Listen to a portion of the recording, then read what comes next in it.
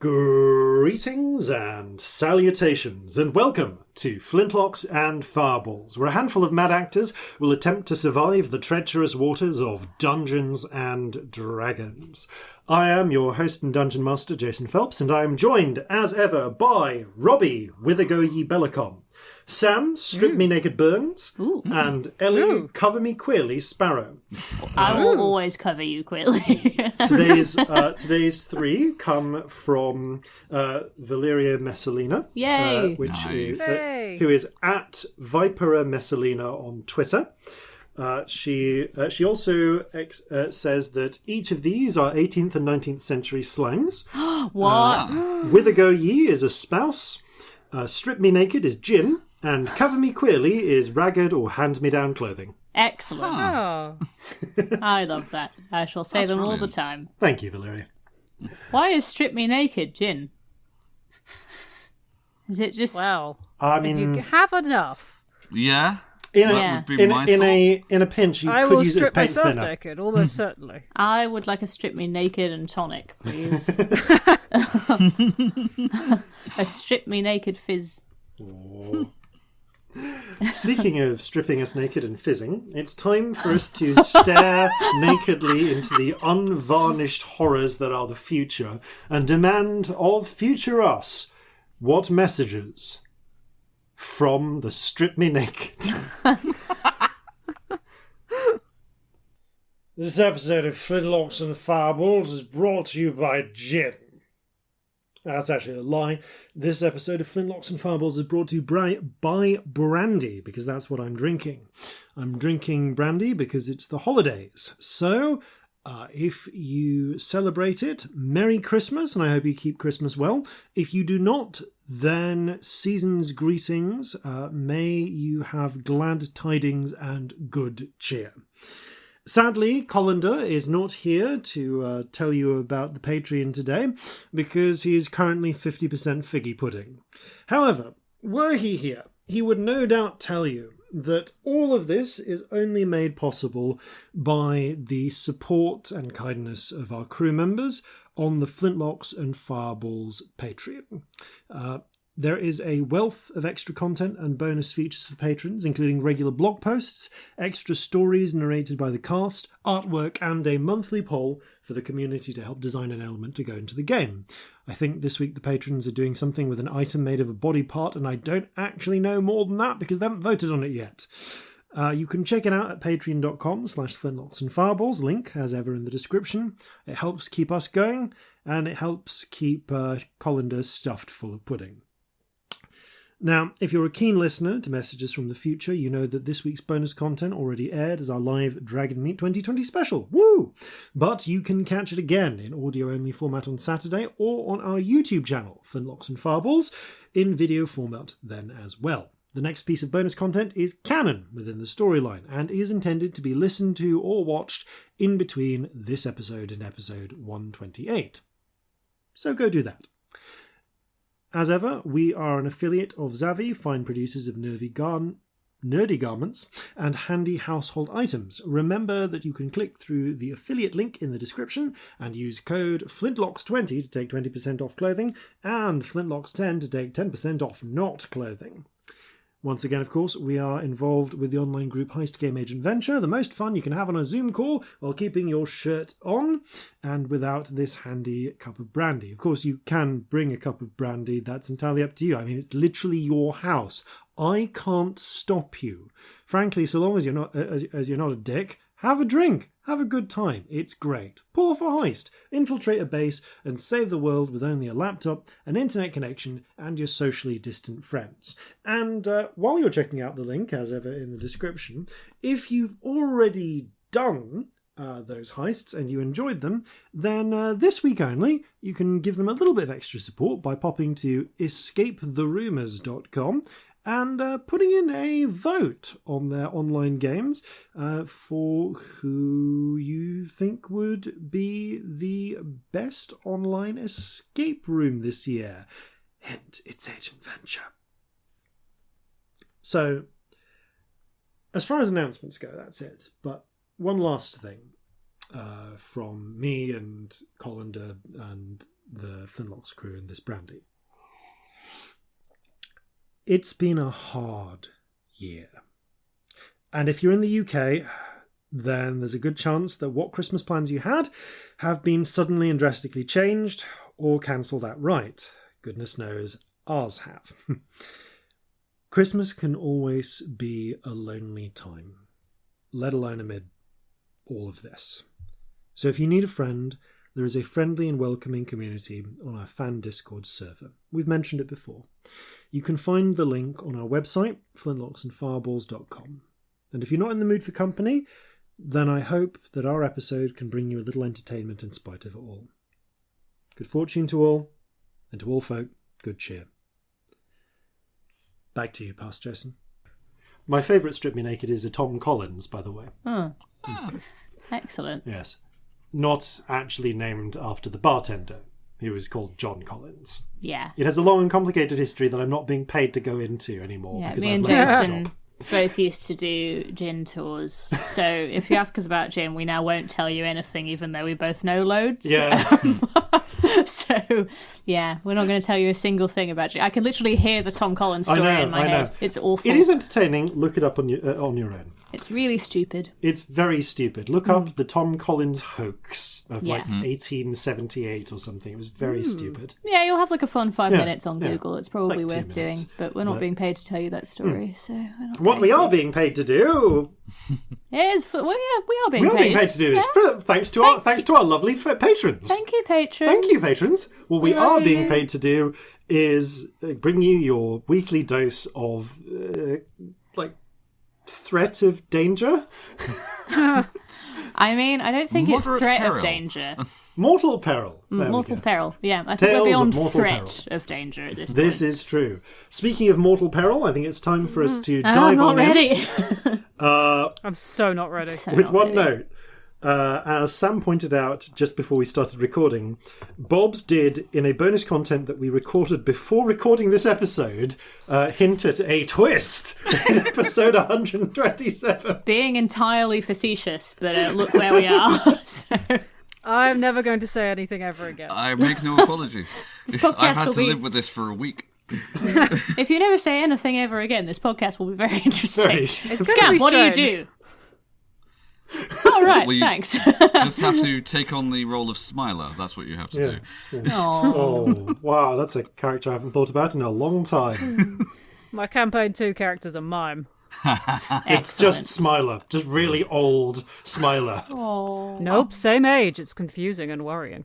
Much worse. I like it. Time to begin Flintlocks and Fireballs. Our land stands on the sabre's edge. Our cities are a powder keg. Brother chains, brother, no one's free. A life on land is short, you'll see. So gather your muskets, gather your spears, we'll plunder the shores of Calcinea. No kraken, storm or spell we fear, so come and sail with us, my dear. Previously on Flintlocks and Fireballs, the party are amidst the siege of Newmark. They snuck over and into enemy lines, having learned that the resurrectionists, the necromancers of the Reclamation Corps, were preparing a pit of the rising dead. Located within the charnel house of I knew this when I started this thing. Of St. It's not St. Ruth. St. that's Juniper the Martyr. Juniper the Martyr, thank you. No, St. Ruth is the I know things. lady who drove all the snakes out of Whitby. Yeah, I even wrote that down. Look at that. There we go. St. Juniper the Martyr. That's a note. Well Indeed. done, me. They, armed with face shifter potions and guile, the party impersonated 3 dead redcoats, encountering a very tense Peter. card game, People. a brothel mistress upset about lack of payment, and their new friend Sydney. Oh, Sydney's feel still bad charmed. about that. Through an impressive... Charmed is the least of Sydney's worries right now. Yeah. Through an impressive selection of guile and magic, the party were able... Really? Were able to penetrate all the way into the very heart of the encampment around the charnel house, opening the charnel house door just in time to set off the guards and wards.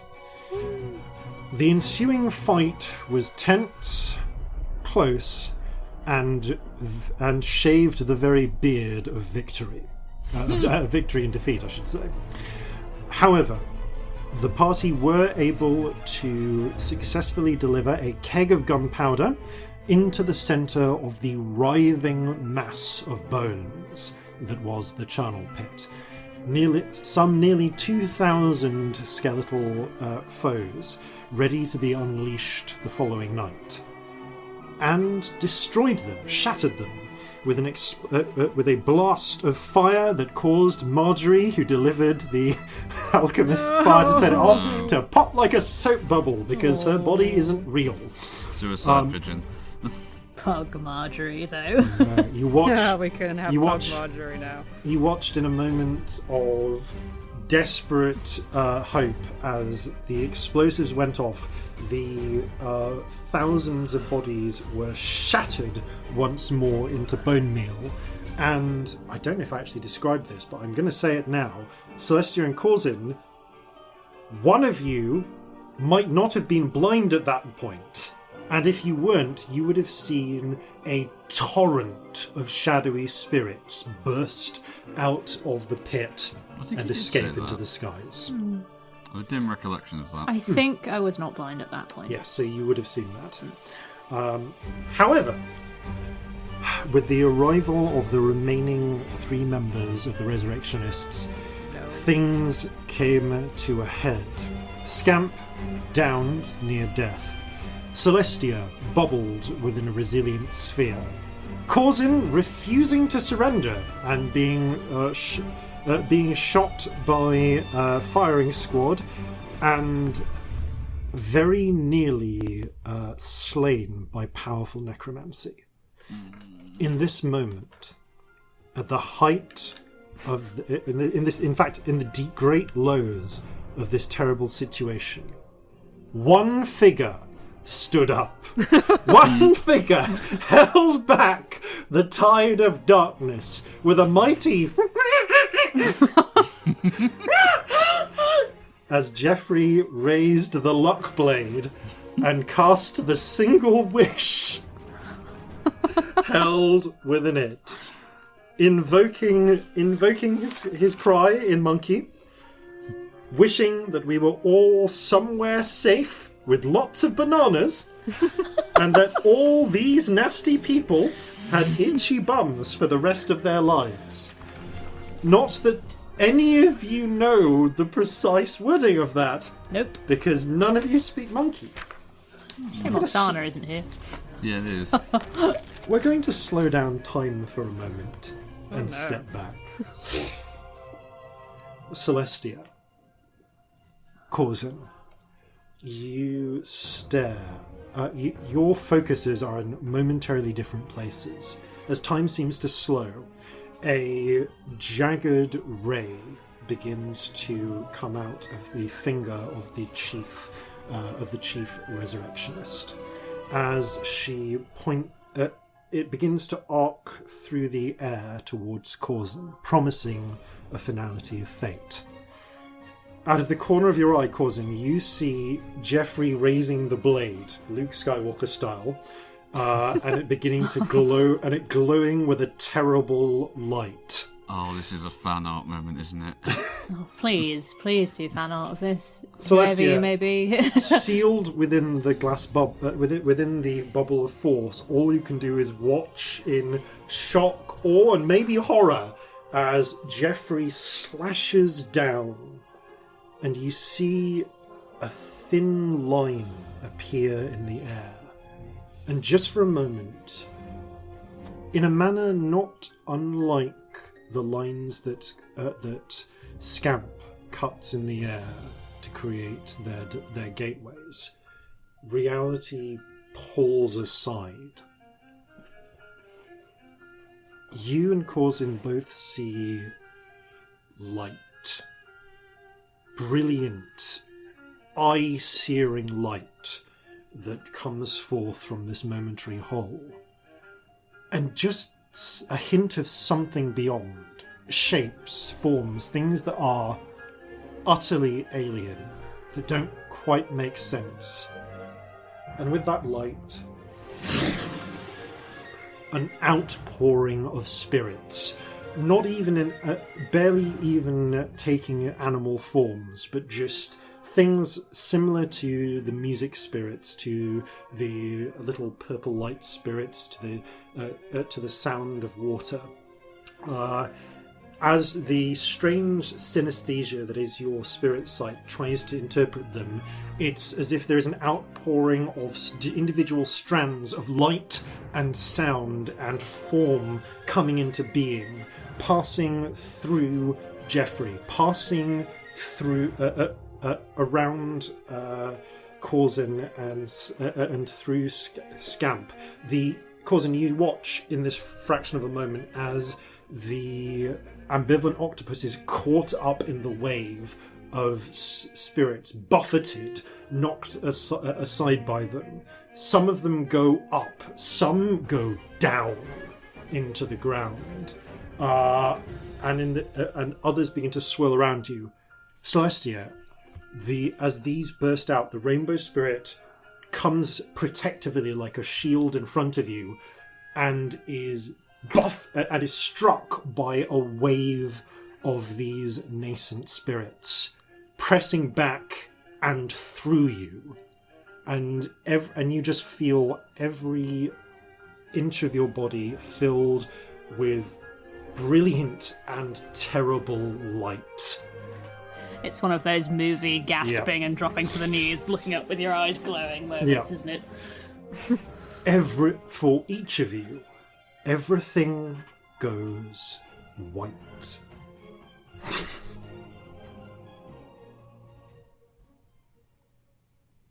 Scamp. Uh-oh. You don't exactly remember opening your eyes per se. You're just here, looking at white. There's a brilliant, brilliant light ahead of you. No, I've heard about that light. I should go the other way. I wouldn't suggest it.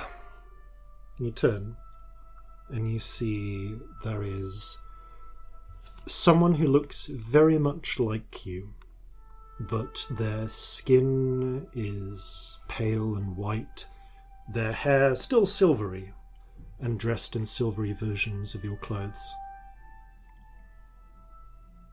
They glance. Hello. Friend smiles. Hello. Hi.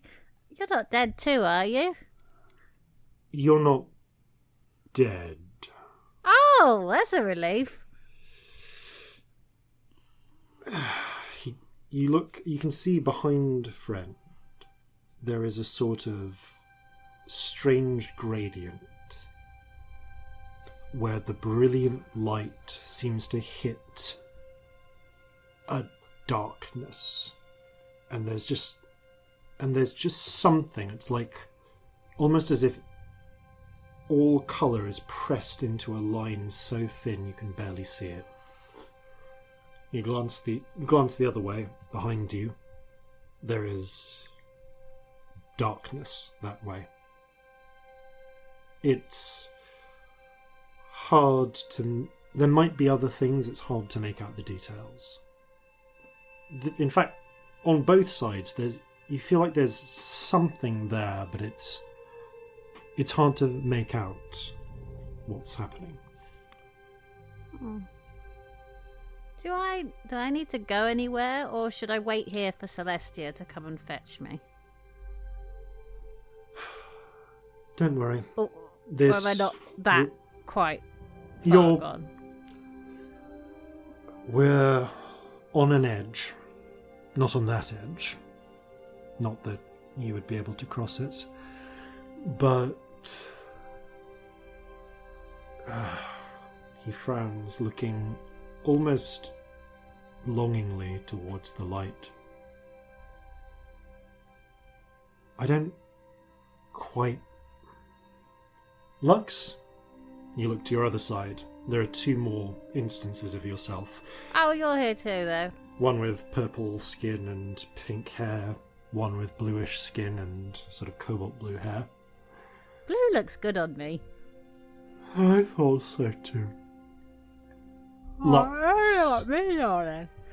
Lux frowns.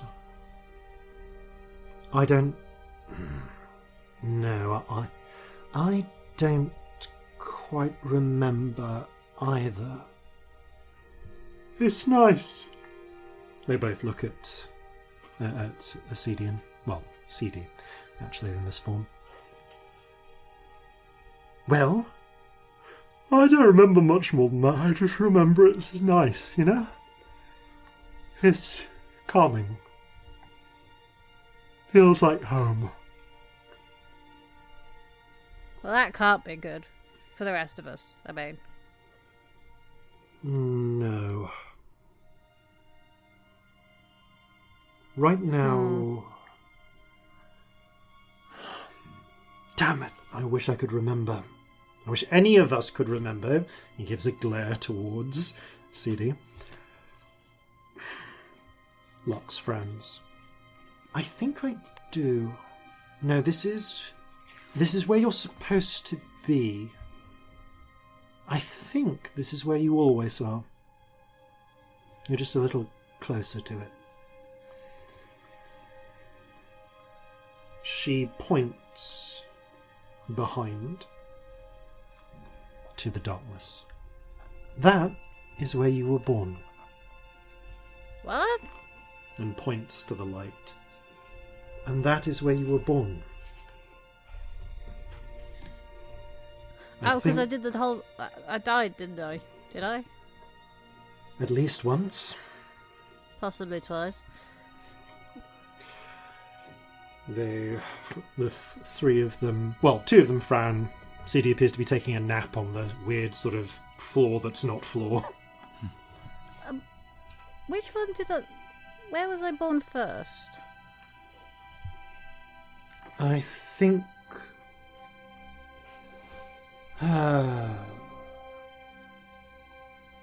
Hard to say exactly. I think you were born, gestures to the dark, there. No, right. We weren't, though. Well, am I... I'm confused. You Am have I the no same idea. person as... Like, did I steal this body? Did someone else have it? Is that what you're saying? Because I've been worrying about that for a long time. Hard to tell. None of us can remember. We need to find the others to find that out. Hopefully one of them can, but... If it helps, I think you were born into that body before anyone else could be. It is yours. Okay, I don't have to give it back at all, do I? Lux smiles. I mean, if you're looking to give it up, I'm very No, interested. not to you. I've seen what you do to bodies. Well, beggars can't Well, be actually, choosers. I can't really talk. I'm pretty sure this one's, like, bleeding out somewhere. I haven't done a very good job of looking after it. You know, it's fine. You'll be back someday, right? Not the plan, CD. Listen, I'm not quite sure what's happening. I know that this is not a lot of time is passing. I think you're going to wake back up shortly. The monkey Jeffrey has a name. Jeffrey has done something. And I think it's brought you a little more awareness of where you stand. We'll help as much as we can, but I think you're into uncharted territory, as far as what we know. Oh, that's not at all concerning and horrifying. Everything's fine. It's fine. We'll help you out. We will. We actually will. Just so you know, that body, you can't lose it unless you give it away. It's fine. Well, But or if someone it's kills not you. mine, then I would give it away. Darling, if there was someone else due to move in, trust me, they're not in a position to take possession. But it did used to belong to someone else. I That's mean, maybe Here's the thing, darling, I'm remembering fragments here, but I'm pretty sure that... I suppose look at it this way. Imagine you're a hermit crab, and you find... Well, not a shell, that's not quite right, but let's imagine you find like a really nice hollowed out rock. And this other hermit crab is coming over towards the rock. And you both get there, and one of you gets there a little sooner, and it's you. Are you going to give the rock to the other hermit crab? No, but did a hermit crab live in it before I found it? Did it... I think... Am I the same person as Vasilis' child that died? They all look at each other. Vasidian shrugs. Ugh. All I You're know... so helpful, CD. I try to be. All I know is you're still the same person that found me. You're still the same person. You chose to call me friend. You are my friend.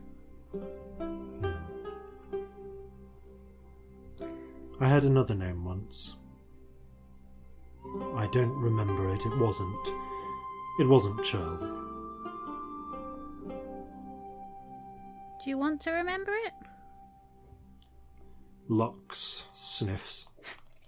I think our current names are lovely. I quite like to remember. I need to know. Is that something you think maybe the eye could show us? Maybe? I don't know. No. Oh, okay. Trust me, the less we do to attract the attention of that thing, the better. Okay, well, I wanted to check, because if that's something that would help, I could totally ask Celestia when we're not in the middle of dying, or whatever this is. There are older things than us. Some things you fight, some things you hide from.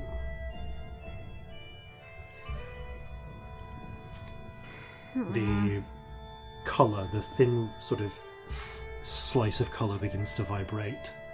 Oh, should that be doing that? Oh, it's just the world coming back. Listen. Doesn't really answer the question. I think it's happening whether or not. Now, listen carefully. When everything that's about to happen, we don't have time for this. Scamp, grab the light and the dark. If you should I do that? Yes, it's probably okay, the best I thing will to do that. Okay, you reach out, and strangely you feel like you can touch. They're like the light and the dark are closer, much closer than you thought. And the moment you do, you feel something connect. and then everything goes not white but multicoloured as you feel Ooh. something surge from one arm through to the other. And everything blots out.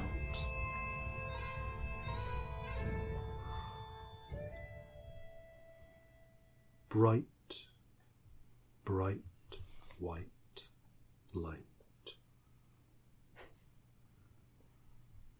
And then sound. Just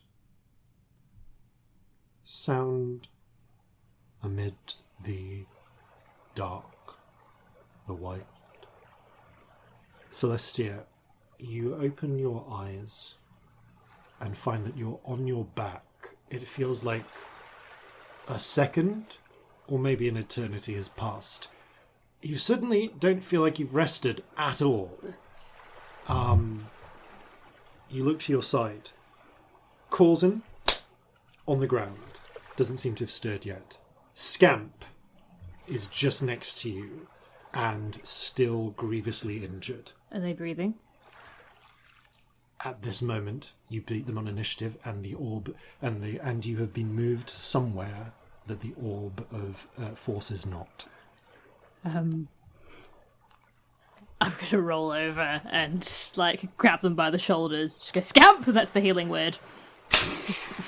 Scamp, you feel yourself, you feel breath re-enter your body, and as the strange sensation of surging passes, everything hurts. Ow! Oh, you're alive. Okay, good. I had the strangest dream. Yeah, that all got a bit weird. What is happening right now? Corzin, you hear voices and open your eyes. 13 hit points, by the way. Thank you. As you do so, Corzin, you get a sense of what's happening about the same time everyone else does.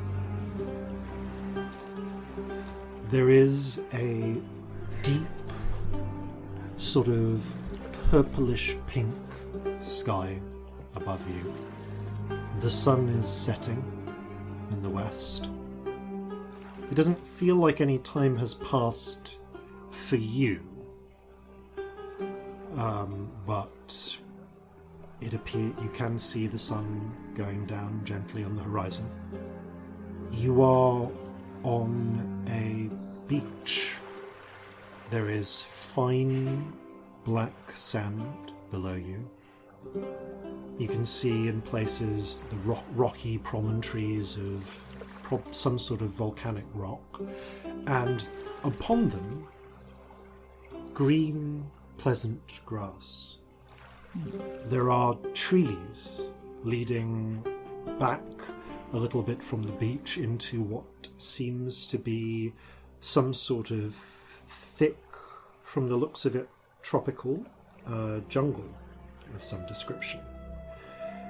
You think you can hear, and you look up and you can see in bright greens and yellows bunches and bunches of bananas growing everywhere. You can faintly hear in the distance. Oh, of course. Corzin gonna sit bolt upright. Are we in the dream fold? I don't think so. As you turn around,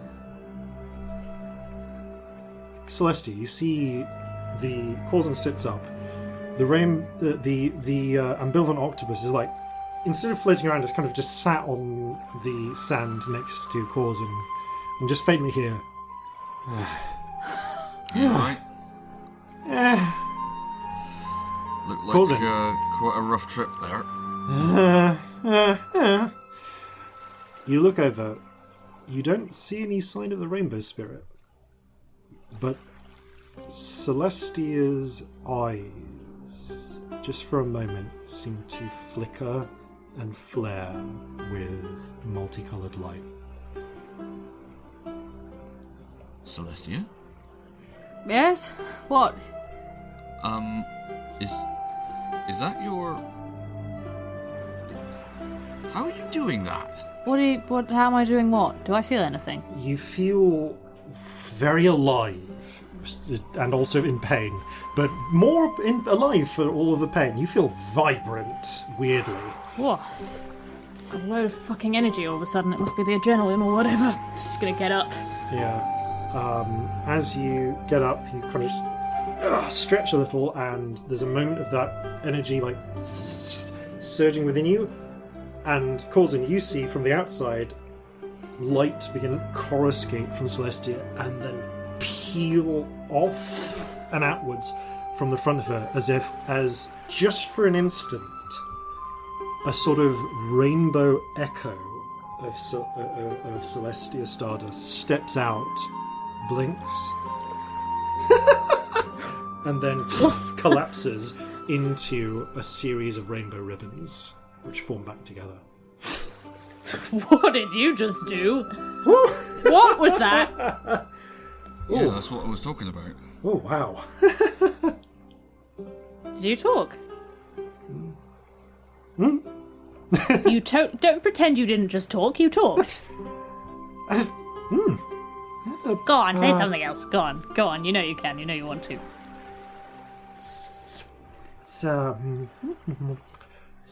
Celestia Stardust, nice to meet you. Fuck yeah, look at you go. Fuck yeah, look at you.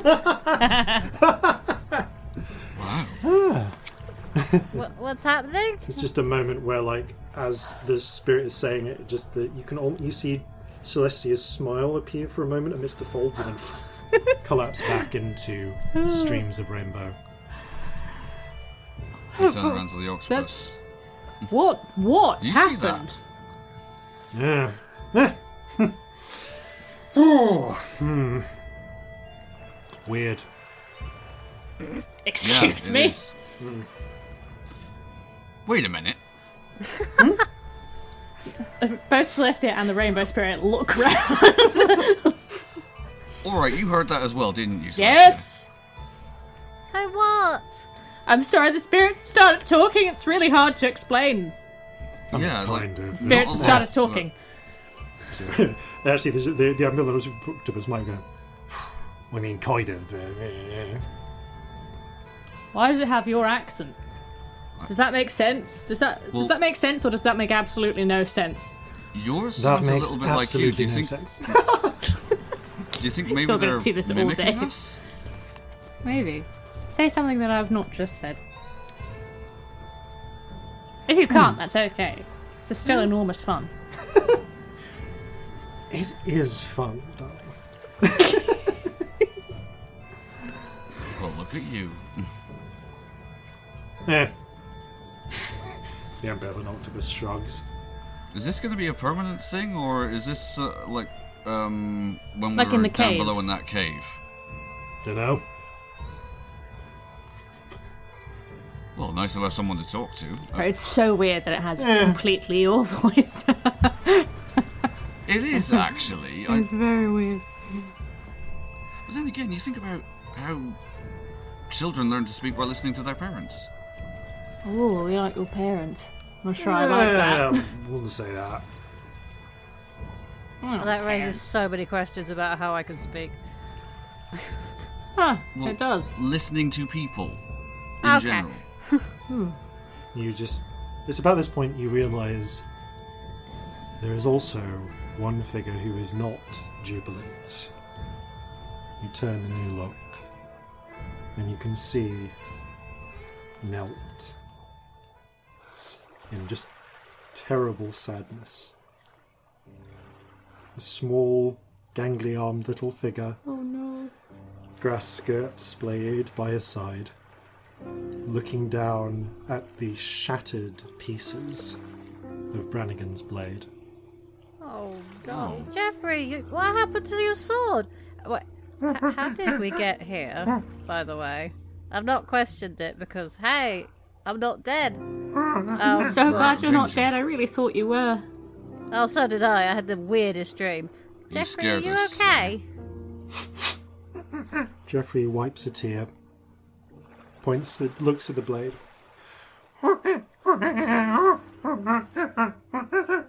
Starts gesticulating to the blade, to the area around you, up to the bananas. In the distance.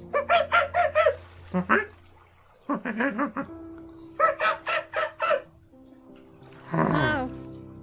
Jeffrey. Is this Was it the going blade? to be like that episode of Pokemon where Butterfree met all the other Butterfrees and went with them? Because if Jeffrey leaves, I'm going to cry.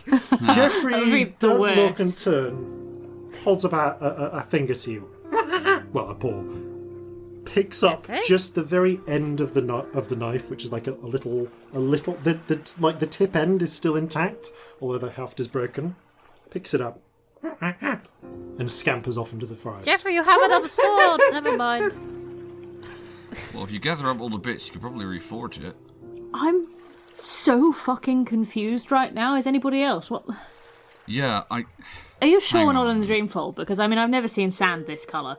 And it's all a bit perfect. Considering No, this that is- you were in a big old hand, nearly dead, not that long Okay, ago. big question. Is the climate noticeably different from where we last were?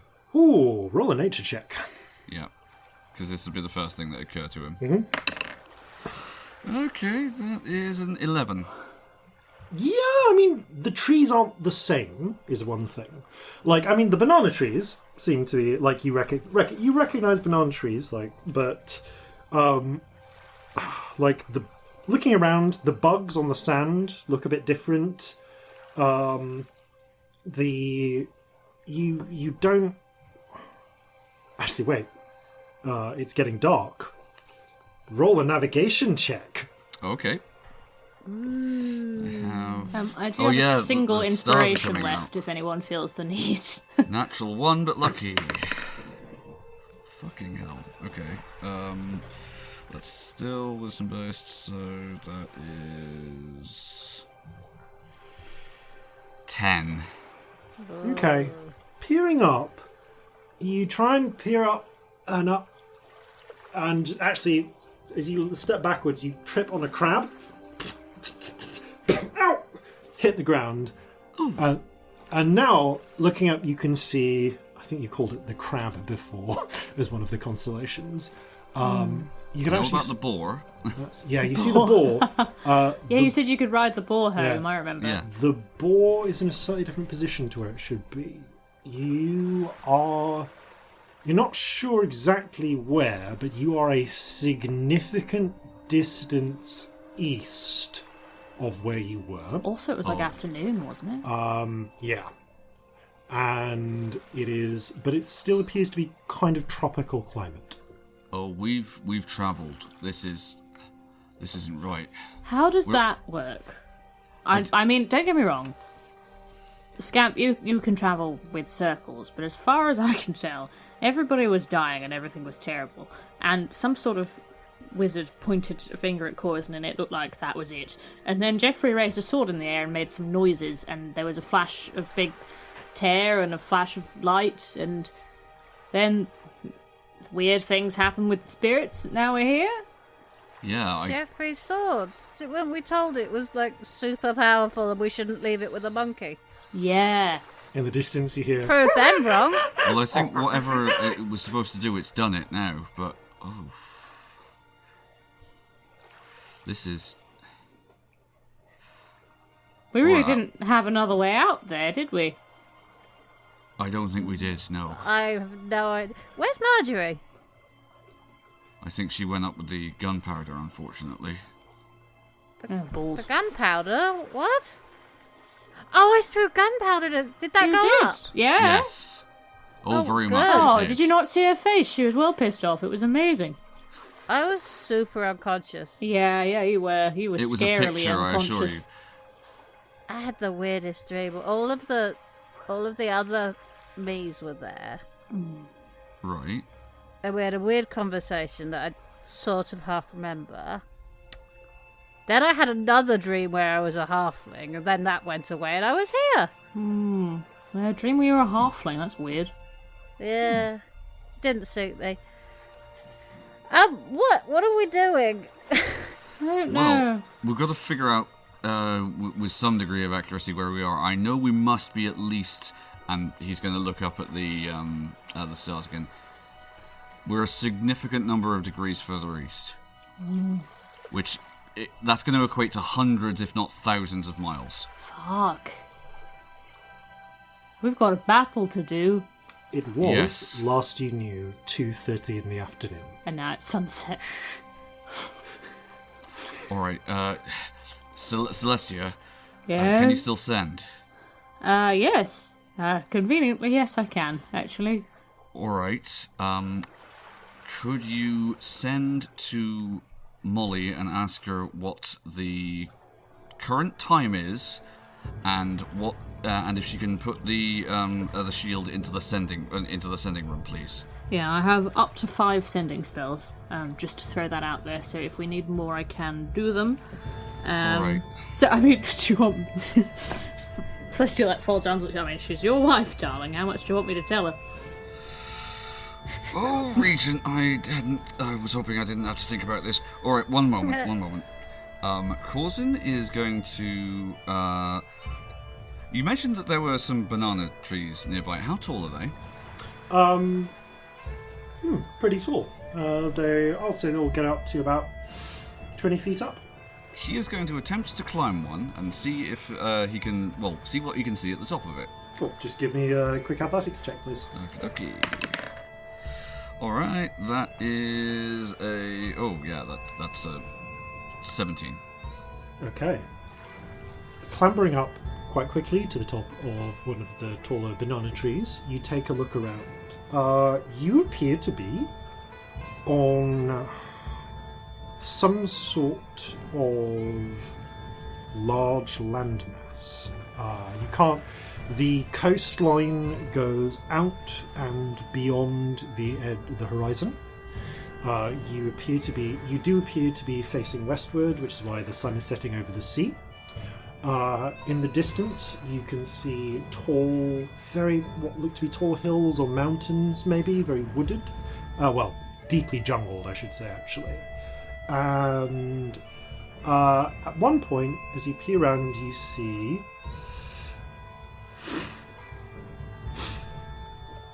very far away what looks like a huge bird-like creature. Yes. What you are pretty sure kind of looking like one of the little velociraptors that you saw on Pader's March, but much, much bigger. Oh. Just in, like, a few miles away, like, very faintly you can see it, but a series of birds, like, flutter away, and it reaches down, and you see it pick up something, just, like, in its huge mouth, break it apart, wolf it down. Seems to have very small forelimbs. Alright, good news and bad news. I think I've got a fair idea where we are. Where do you think we are? That's both the good news and the bad news. Fernon. I don't know a lot about Fëanor. Why is that I both know good and nothing. bad? It's very, very far away from where we just were. Like how far? Several thousand miles, Oh, fuck. at least. Correct me at the Yep, no, it ranges is. here. It's basically on the opposite side of the world to Jova. Right, okay. So the good news and the bad news is I know where we are. We're in Fernon. There's lots of... I've never been, but I've heard stories that there's lots of very hostile foreigners, so we probably don't want to be hanging around too long. Right. The good news is, everything does appear fairly calm here on the beaches, thus far. So you mentioned that there was a large area of land. Is it an island? Is it notably an island? No, you are. It's basically like, imagine you were on the coast of Brazil.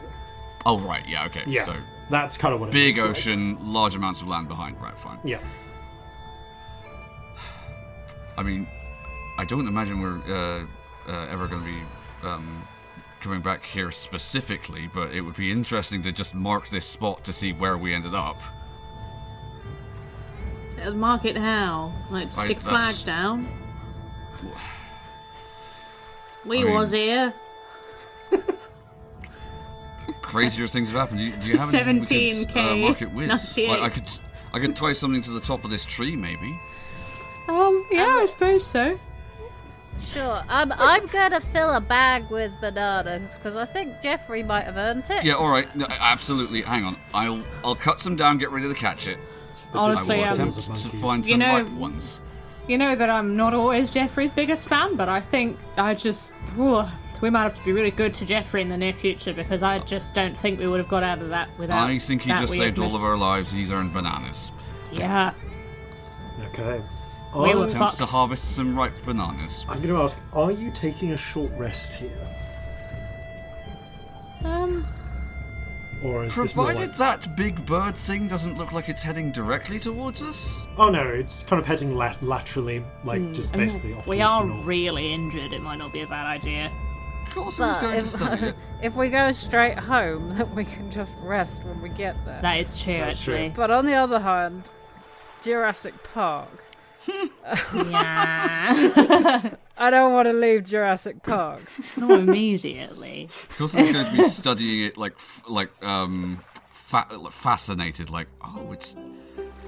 I saw a drawing of this once, but it's like I didn't get a sense of the scale. A drawing of what? I want to look. I'm coming up. I'm going up. the All right, Yeah, with Corzin's help, So she's you a bit like hopped up on weird rainbow You clamber up, like see in the distance the huge feathered T-Rex head, just like. That's fucking monstrous. it's wanna remarkable plumage, see. though. All right, come on. Have you still got your climber's kit? Yes, I'll haul you up. Got loads of energy. Yay. Fuck it. Let's do it. Okay. The banana tree starts to bend, all three of you up it. But so as it is bending, though, Scamp, you do catch sight of the distant T-Rex. It appears to be munching on something purple and furred in the distance. Ooh. I hate it. I want to be friends with it. And that's the reaction to most animals, isn't it? To be honest, it's pretty classic us. On both counts. Yeah. Oh, where the fuck are we? This is so weird. On the coast of Ferranon somewhere, but there's a lot of that, so I can't really narrow it down beyond that without Are we on an taking some time. island? Is this an island or are we on a country? I mean, Sent to the Rainbow Spirit, do you know? it's Rainbow difficult to Spirit really looks- pin down where the definition of island ends and the definition of continent begins. Well, you know, it's a really big island, isn't it? You don't be like, oh, it's an island. It's huge. If you were to look at Jover from the right scale, you'd think it was an island. Yeah, true. Rainbow Spirit looks to the ambivalent octopus. What do you think? What now? Huh. It's all much of a muchness, isn't it?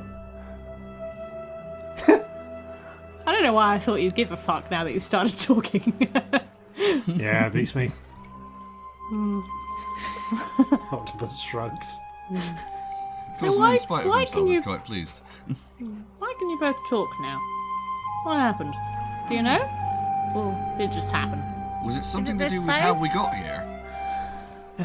Oh. You know, sometimes things just happen, don't they? Did know. Jeffrey wish for it? Jeffrey, what did you ask the There sword is for? no Jeffrey? sign of Jeffrey. Jeffrey has run into the trees. Jeffrey? The pieces of sword, apart from the one that he took, are still here. But Oh no. I'm Well, gonna have looks to use like one of my we're sendings. going on a quest for Jeffrey. Well, hang you on, do let's get these you do bananas. hear off in the distance. Jeffrey, we've got bananas. So I don't think many. it's going to work. There are quite a few trees. I'll send to him if he doesn't come back in a minute. Friend, are Yes? you? Are you here? I'm here. Did you remember the weird dream, friend? I do. Oh dear. Okay, that made it weirder. Can you find Jeffrey, please? Sure. Just Thank give you. me a few minutes. You see the tiny little skull float out of Scamp's pocket and drift off into the trees. I feel bad about Marjorie. She'll be back. Shall I make a new Marjorie and bring her back? Yeah, While if we you wait can. for Jeffrey. You know what, I think a little sit down might be good on all counts, honestly, because you were really near dying. Yeah, come here. I'm still not entirely convinced I didn't. I'll Alright, be well, honest. I can give you a fairly good appraisal of whether or not you're dead. Come here.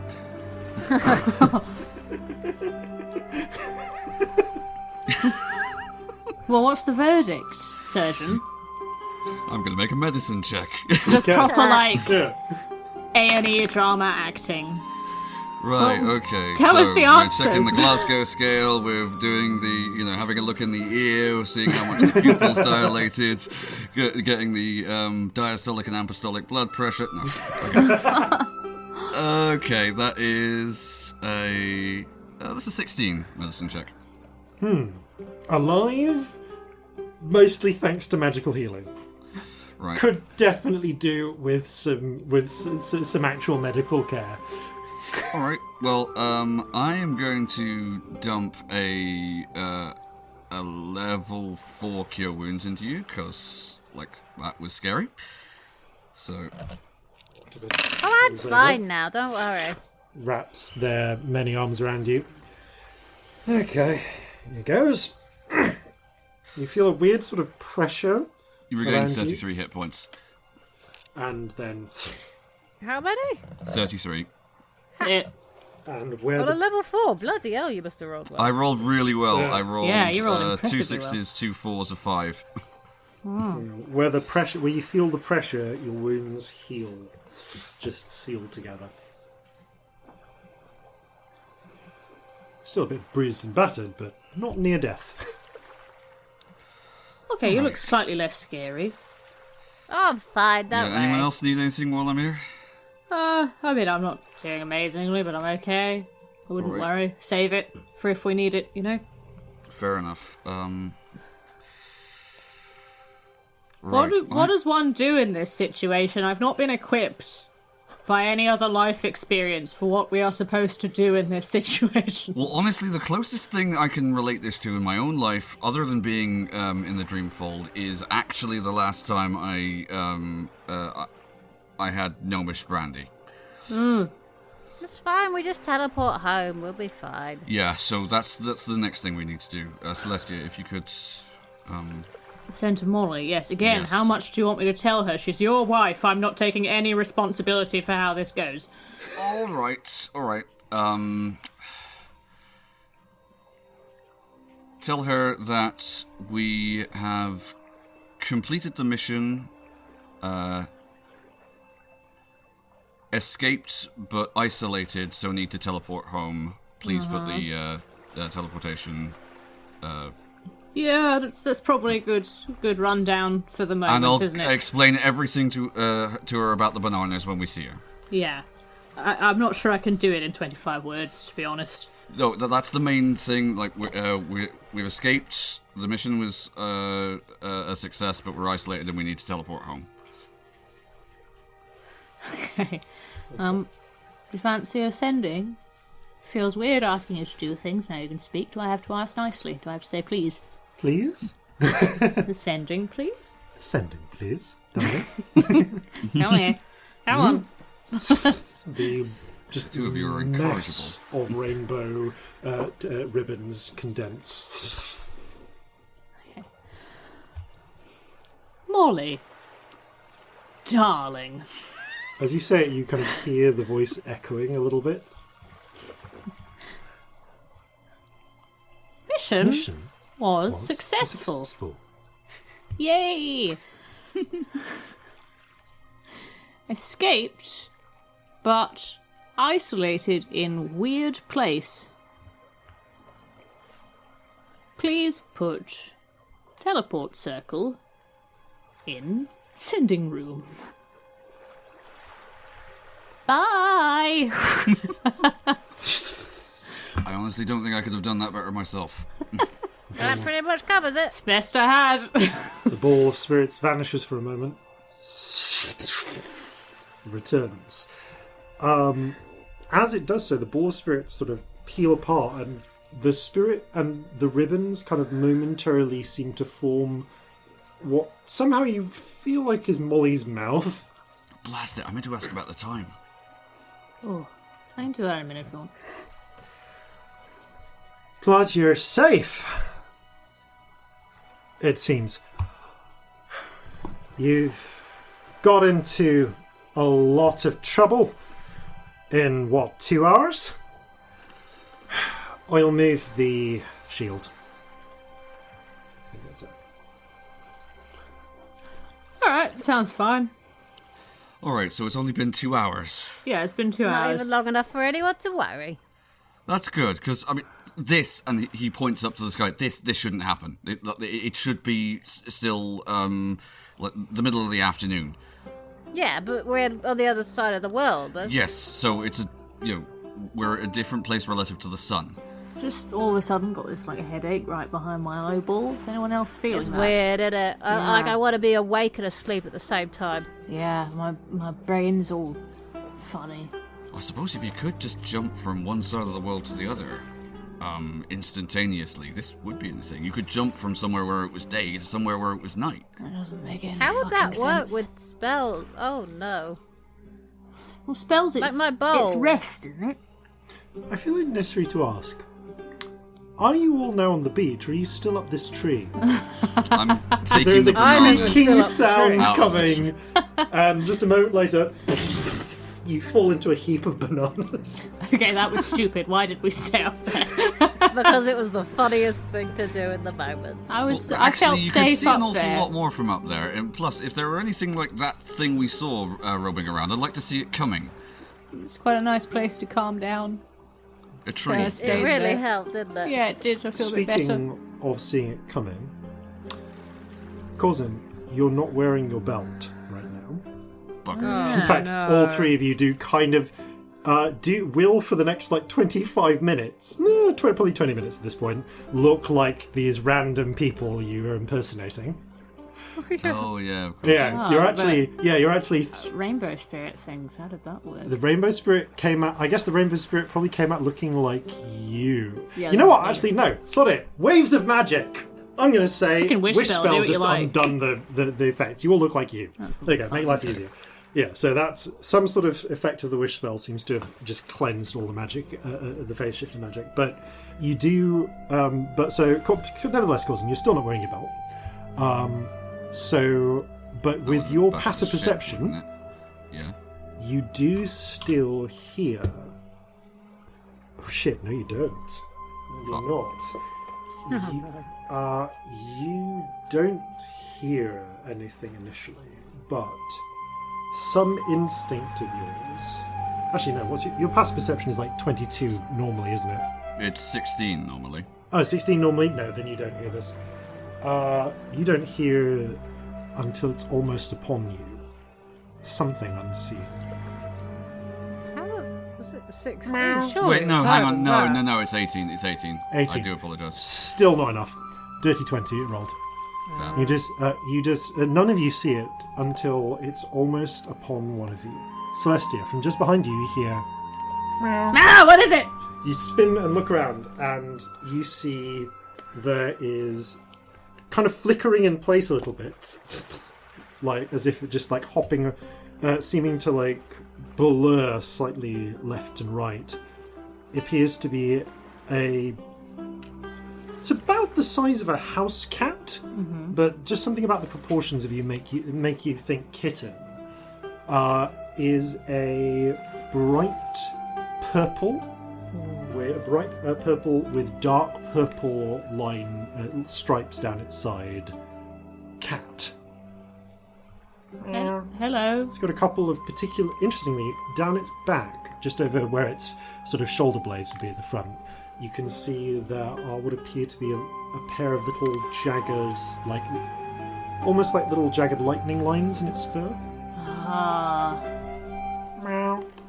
You're the best colours. Seems to sniff around.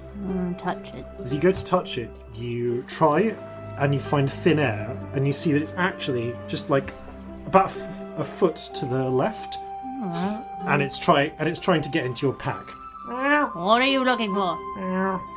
Oh, paws please at be it. my friend. Please be my friend. I want to try and make friends with the cat. Have I seen anything like this before? Scamp, roll an animal handling check. Corzin, roll a nature check. Is Tides active? Unusually, I too want to be friends with the cat. Also roll an animal handling check. Dirty 20. You can do so with advantage, Celestia, because it's already approaching you. Okay. 17.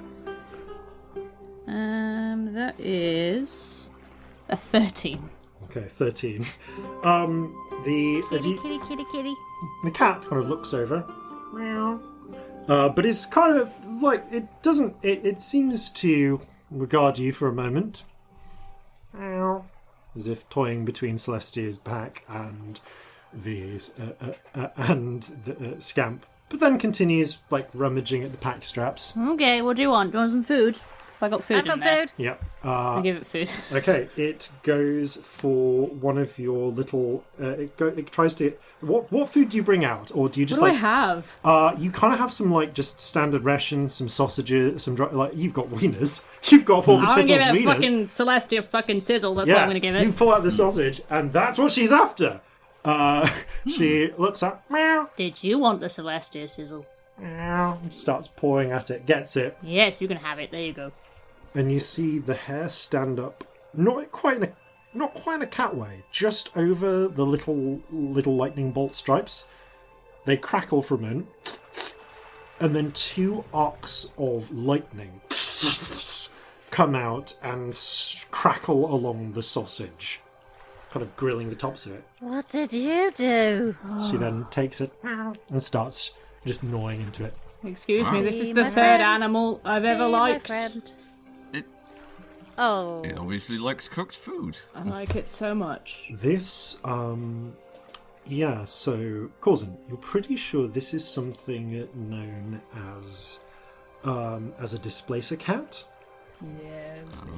Yes. You see, actually, as it's chewing, it seems to flicker in position, as if gnawing at it from different angles. It's not... You realise, you've heard about these. They don't... They seem to, like, magically blink from place to place, but they don't. The actual cat itself seems to have a natural magical illusion about it that makes it hard to hard to pinpoint its exact position. Oh, This- I think Nora told me a story about one of these once. Can I touch you? Cat looks up Puss, puss, puss, puss, puss, puss, after a puss. moment, allows both of you to stroke it. You get like slight static crackles from stroking its fur, but Is this it's okay. a baby one? It doesn't Are you look a particularly baby? old. Starts The licking way you your talked fingers. about it, I they were think supposed to you're be a baby. massive. Where's the parent? In the distance. No, I assume you Oh, can't stay right. with us forever then. That's a shame.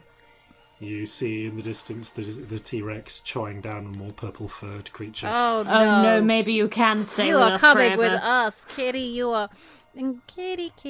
I've got a nice bit of rope for a nice collar.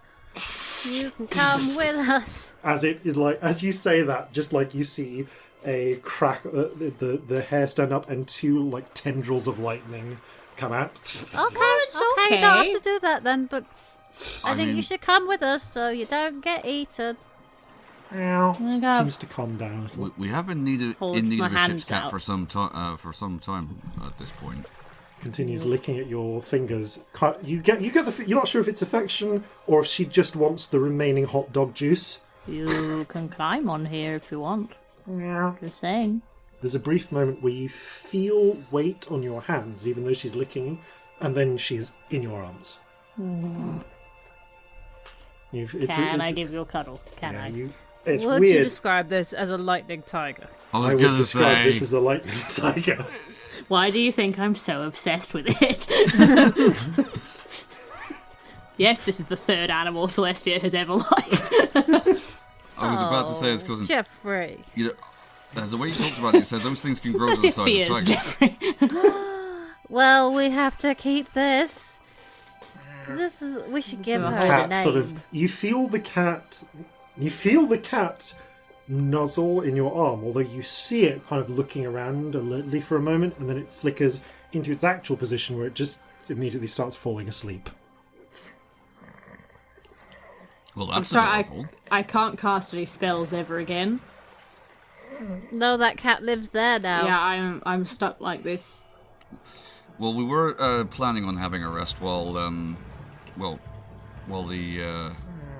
shield is moved. We were. Stroke the cat's head.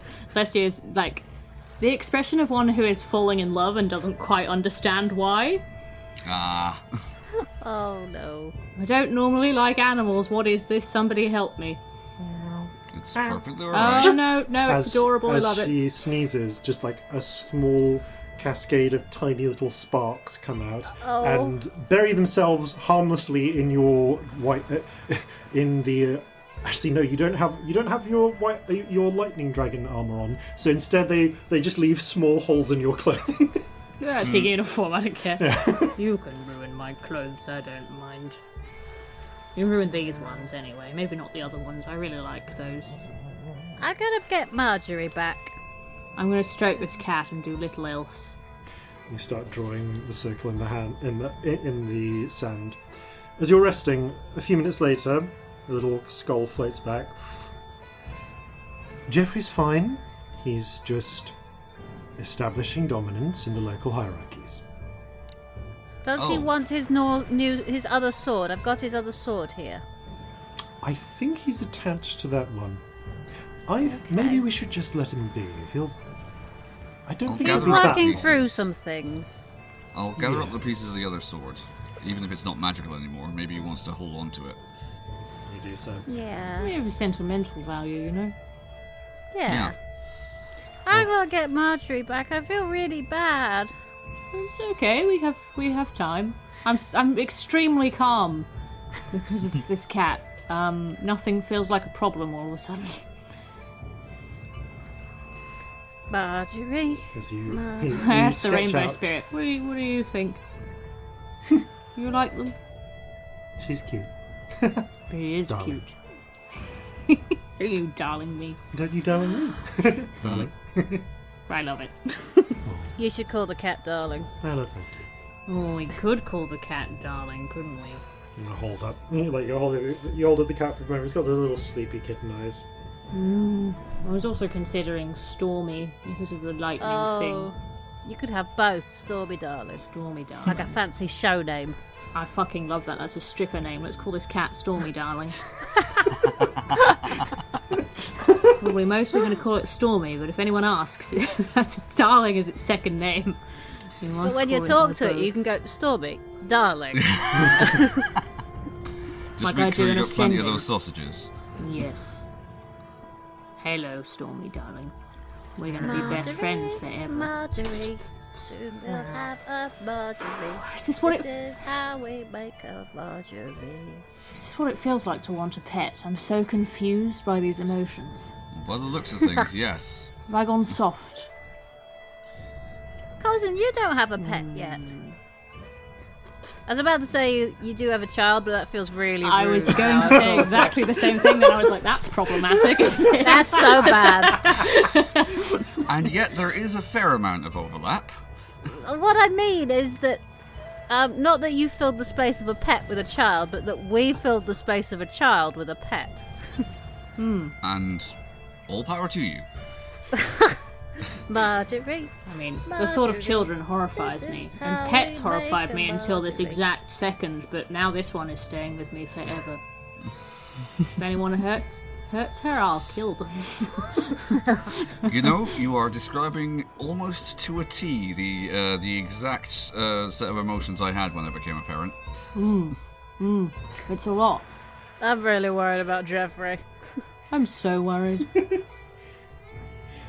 Well, gonna come he's running just done across the something- beach with like a herd of monkeys following him. Do monkeys come in herds? I don't know. Troops, I think. Oh no, that's baboons. I think it could be a troop. Or chaos. That feels like the right word. Feels like it Chaos of should be a monkeys. chaos. beast. Probably Yes. troop, but chaos suits it better. Okay, so I'll give you some proper stats later, but Stormy Stormy basically has AC 13, 15 hit points, and can make 2 little tentacle attacks that do 1d6 lightning damage each. If they hit. Are So the AC stats 13, the same as HP Displacer 50. Beast? They are. Just the, They're degraded down Displacer Beast. So, and D6? Yeah, This place a kitten. Displacer Kitten essentially. When Stormy's fully grown, her strength, dex, and intelligence and wisdom will be higher than Scamp's. I can't believe you just gave this character who doesn't want pets a pet that she wants. I'm so impressed. Oh wait, Celestia Stardust and the Lightning Tiger. It was meant to be. I know. I know, it's As you're- amazing. As you're reminiscing on little Stormy darling, Scamp finishes their little conjuring circle, and once again, Corzin and Celestia, you see a little sort of bright golden spirit flicker into the centre of the circle, and never mention this to Scamp. As We've never said planes anything. of light form around it and coalesce into the form of... A pug! Yes! The pug looks around, blinks, looks a little sardonic for a moment. Marjorie. Are you okay? Like looks at its little stubby feet. I'm sure, given the circumstances, she can't really hold a grudge, can she? Oh, I A few assure you hours she ago, she can. could fly, and now she's a pug. You've never seen... I mean, you've only seen one pug up to this point, Celestia, but you've never seen a pug look so disappointed. I'm sorry. Oh. No, I'm also not. I thought we'd try something different, but if you don't like it, when I get more incense, we can do something else. In the meantime, it's a rough dog life. Marjorie just turns her head slowly, gives you the flattest look you've ever seen a lapdog give anyone, and goes Alright, over and starts I deserve that. and climbs into Scamp's lap. Oh, Marjorie, see, I can give you proper hugs now. Pug hugs. Much of the rest of your short rest continues just cuddling various animals until eventually you hear. And looking to the edge of the forest, of the jungle, you see a troop of monkeys emerge. Three of them appear to have acquired little grass skirts. But you can see that at their head, riding what appears to be like a small bristly pig, who is none other than Jeffrey. Jeffrey has geared up. He seems to have previously he had the grass skirt. Did he have any other clothing? I don't think so. No, I don't think he did. Didn't he? Jeffrey- No, he didn't have a hat or anything. No, Jeffrey has since acquired some items in his time away. Oh no. He's now wearing a tiny breastplate of bark, tied in place with with grass, little grass forearm guards, grass and bark forearm guards. It now has a tiny bark shield, and you can see on a stout stick, affixed with bound grass and twine, is the end of Brannigan's blade, repurposed into a tiny spear. Aww. Oh well. And He's now, multi-classed into Paladin. and upon Jeffrey's brow is a little circlet of grass and really very expensive-looking black pearls. Where'd you get Oh, those, Jeffrey? Jeffrey. All of the monkeys behind. Did you all make grass skirts in this amount of time? Because that's actually legitimately impressive. We could start a business. We could. Retire from this life. Yes, retire from this life of crime. Crime. I'm going to Simeon Haute Couture. Adventure crime. Jeffrey takes the blade, the blade spear, cuts a bit of grass from a tuft, and very deftly weaves a little crown of grass. Turns back. You can see a sad. Some of the three ones with the grass skirts look a little sad. One of them comes forward. Jeffrey gives a regal nod of the head. Places the little grass crown upon the monkey's head. They all go. Jeffrey turns, gets off the pig, pats it regally, No, turns you around can bring to the pig, Sienna, Jeffrey. and comes over to you. Do you want to bring the pig? The pig is busy getting to know its new master now. Oh. Corzin. Okay. Yeah. You're a medic, right? Yeah. Are you sure we didn't just get, fucked up on Gnomish brandy? Because none of this feels real. No, none of it does make sense, does it? But it's the only even comparable experience I've ever had. Given Yeah, that, exactly. I mean, Did they Serious- catch us and feed us a load of hallucinogens and actually we're all singing like canaries about where all our hideouts are and shit? I keep shared stroking delusion. the cat for this whole time. Well, Make a wisdom save. okay. All of us? Yes, if you want to. Anyone who wants to. Alright. 1. 11. 18. Causing you're reasonably certain, you pinch yourself, you kind of look for facets of the illusion that might be fake. You're pretty sure this is real. Celestia, this might be fake, but you don't care.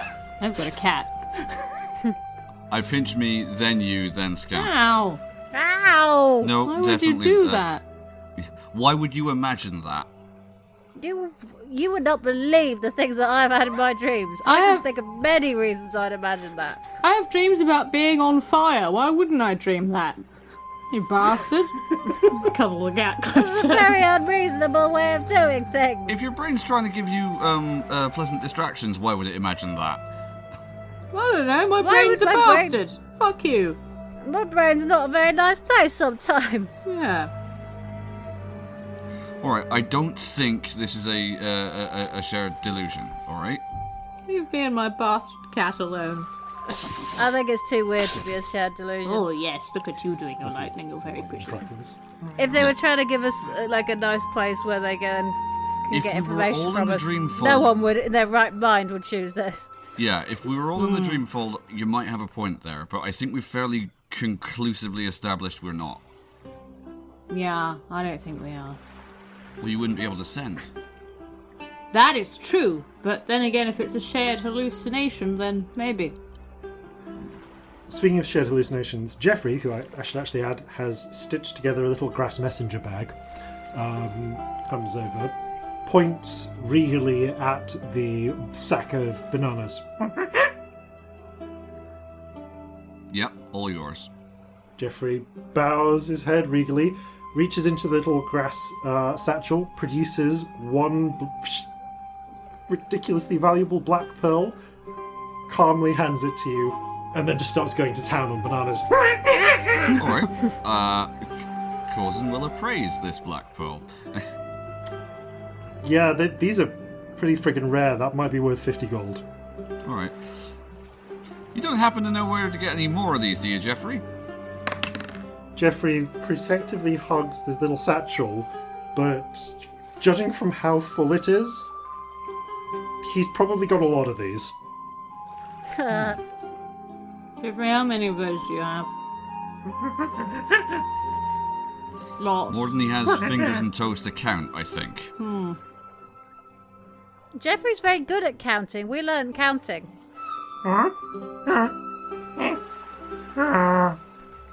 See? That was actually slightly impressive, truthfully, unironically. This cat's taking away my sarcasm.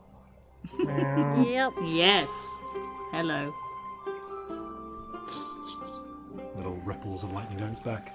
I feel like the rainbow spirit is also petting the cat. Yeah, just like floating by. After an hour or so of rest, bananas, medical care, the sun has set and the sky, and you can see the bright stars above. You all gain a short rest. Oh, hit dice. Roll the hit Feel free to roll your dice. hit dice in your break, which we may be about to Okay. take. Okay. Just as a word of warning on timing, I do want a word with Corzin when we're at the other end, just so that you're aware. Okay, cool. Yeah. However- Don't mind doing it after No, the break, but I just thought it would be good for you Oh, to yeah. know timing-wise. There's that a it's couple of thing. things that will happen. Yeah. Before you cast the spell, then, is there anything else you want to do, Infernal? I want to find a tiny dinosaur, but I don't think we have time. Oh. We could have a brief search for a tiny dinosaur. It's Make a such survival bad check. idea. Make a survival check.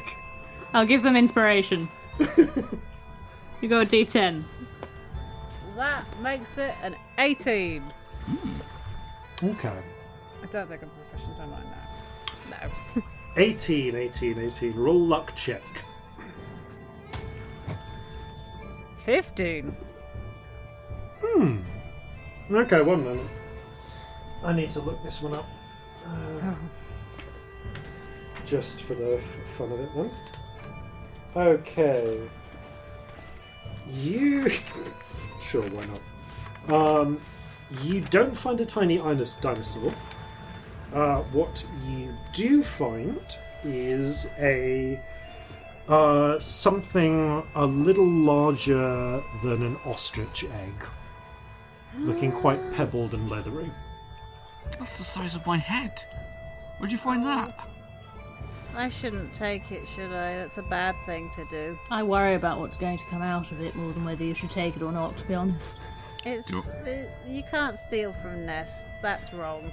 I will notice that note that this particular egg is on its own. You can see that it appears to have, from little markings in the mud, it appears to have rolled some distance down a hill. Oh, no. elevation. We should take this back to its nest. Oh no. Is there any Celestia indication puts of her head where down. it has rolled from? Yes, you can see the tracks in the mud quite clearly. There's a bit of a climb up the hill. It seems to have essentially fallen down a sort of natural animal trail. Alright, this way. Pick up the egg. Yes, let's go and find the giant beast that laid it. Like a small, little movements inside the Corzin sort of leathery measures it with his exterior. fingers, around, Corzin, be careful. Be careful, that's an egg. Don't go too near it.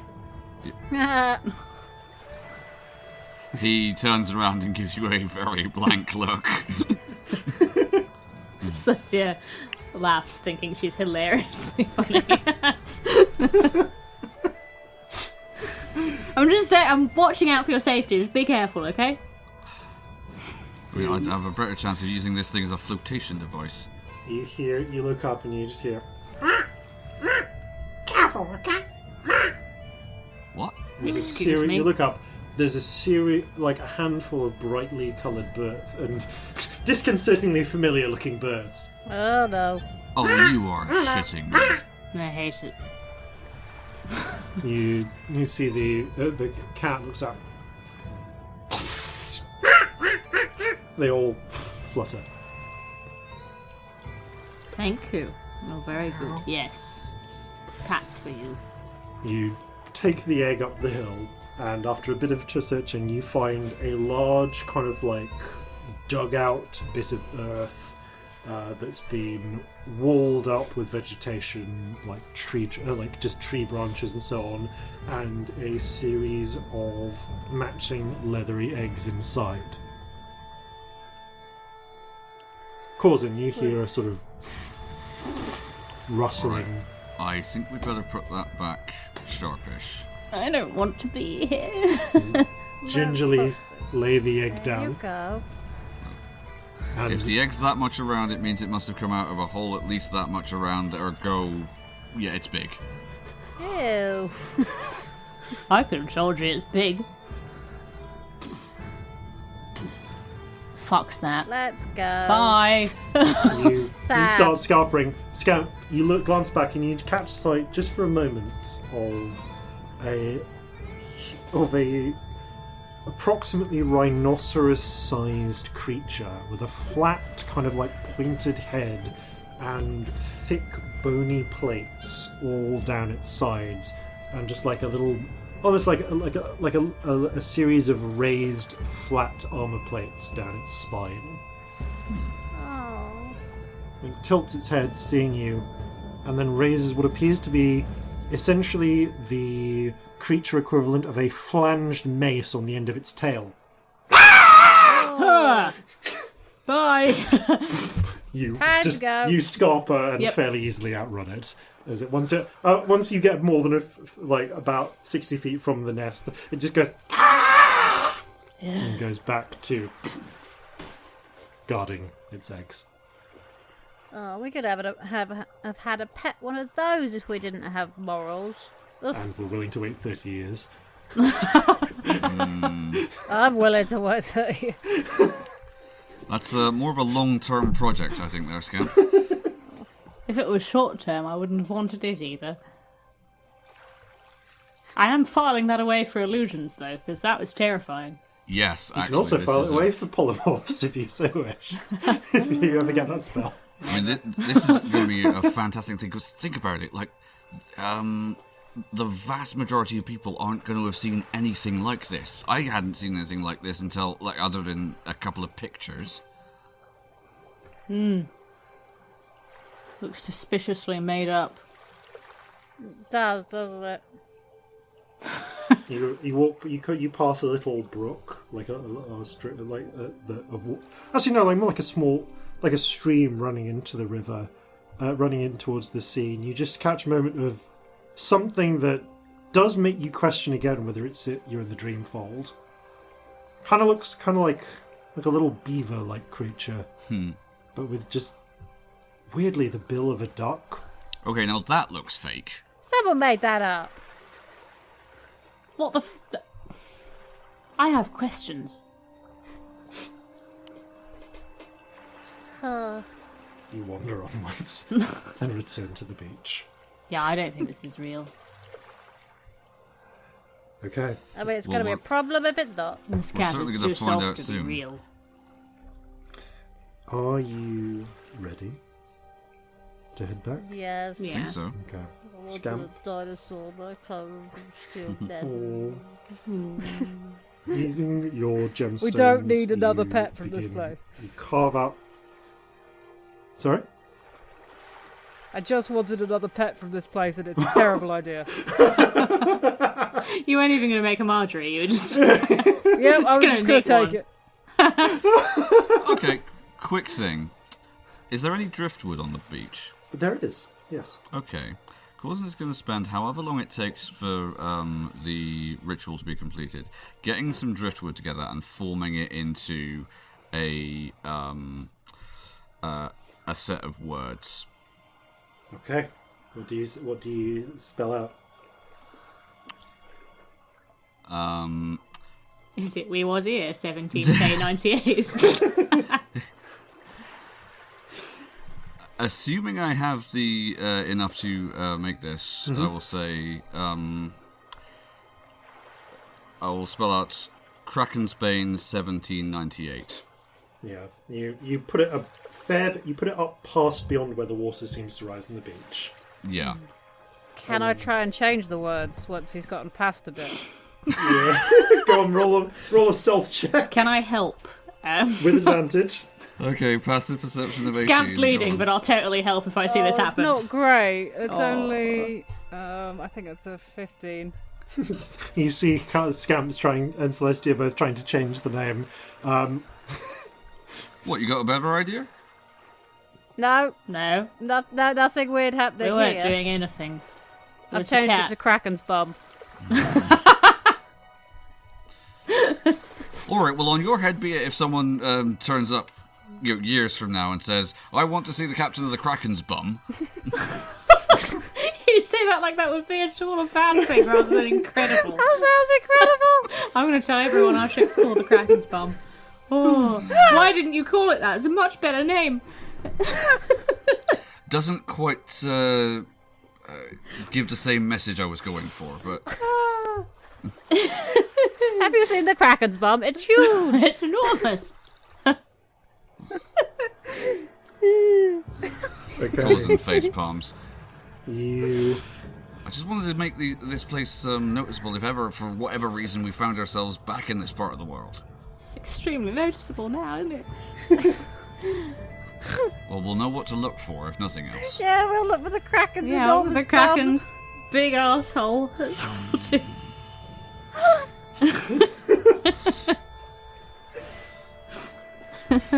Corzin turns to the ambivalent octopus and says, "Can you believe I have to put up with this?"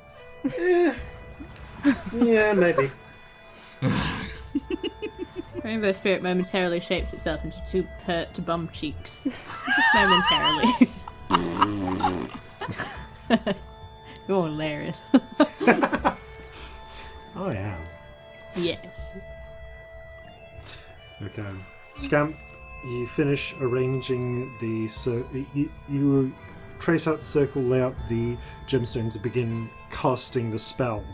Now, it's the first time you've ever done it surrounded by sand.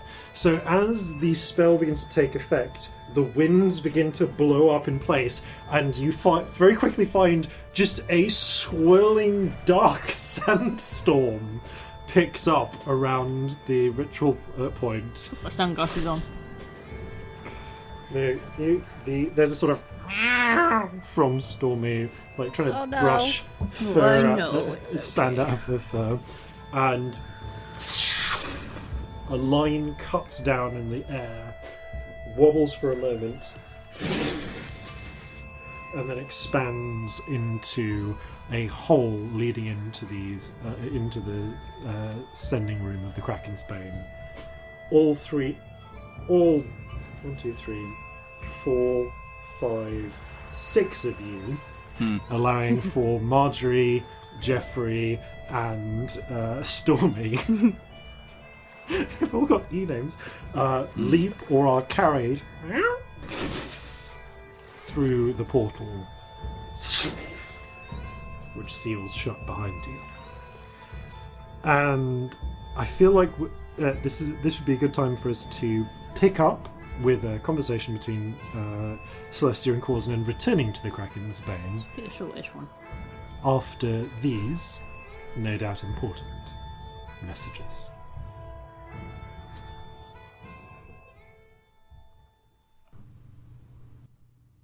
Visit distant Fairnon. Enjoy all the things this exotic distant continent has to offer.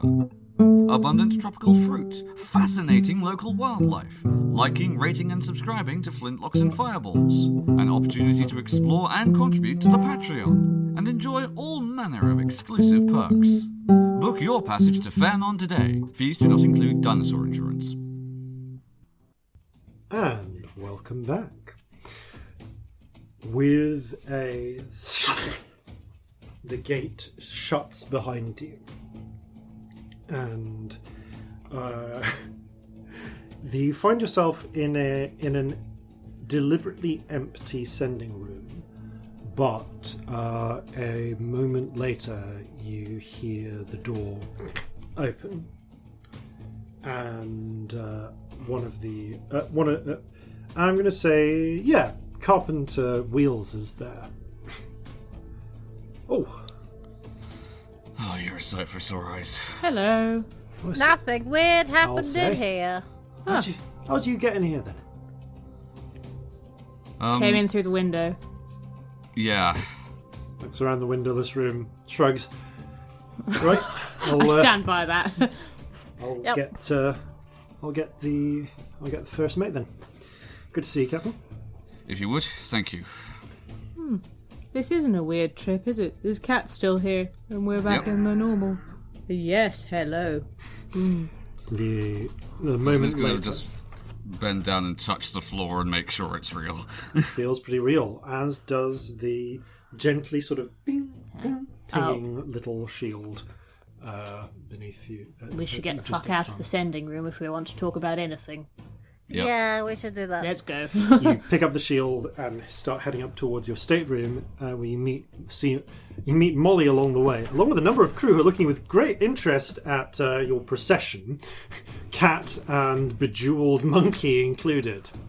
One of the goblin members of crew looks over with some interest at the jewels, as does a halfling nearby.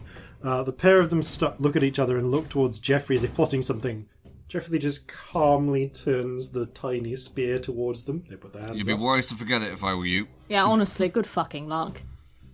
Right? Yes.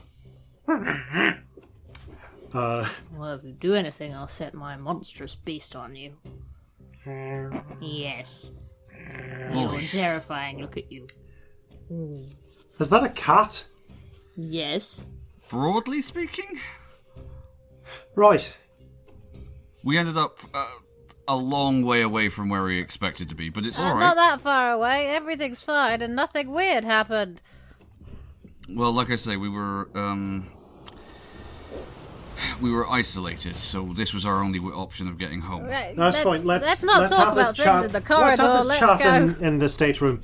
You come up, and there's a moment of like blaring light as you come up into the mid-afternoon. Well, at this point, approaching late afternoon sun, and feel the. I hate it. You hear the steady thud of rain.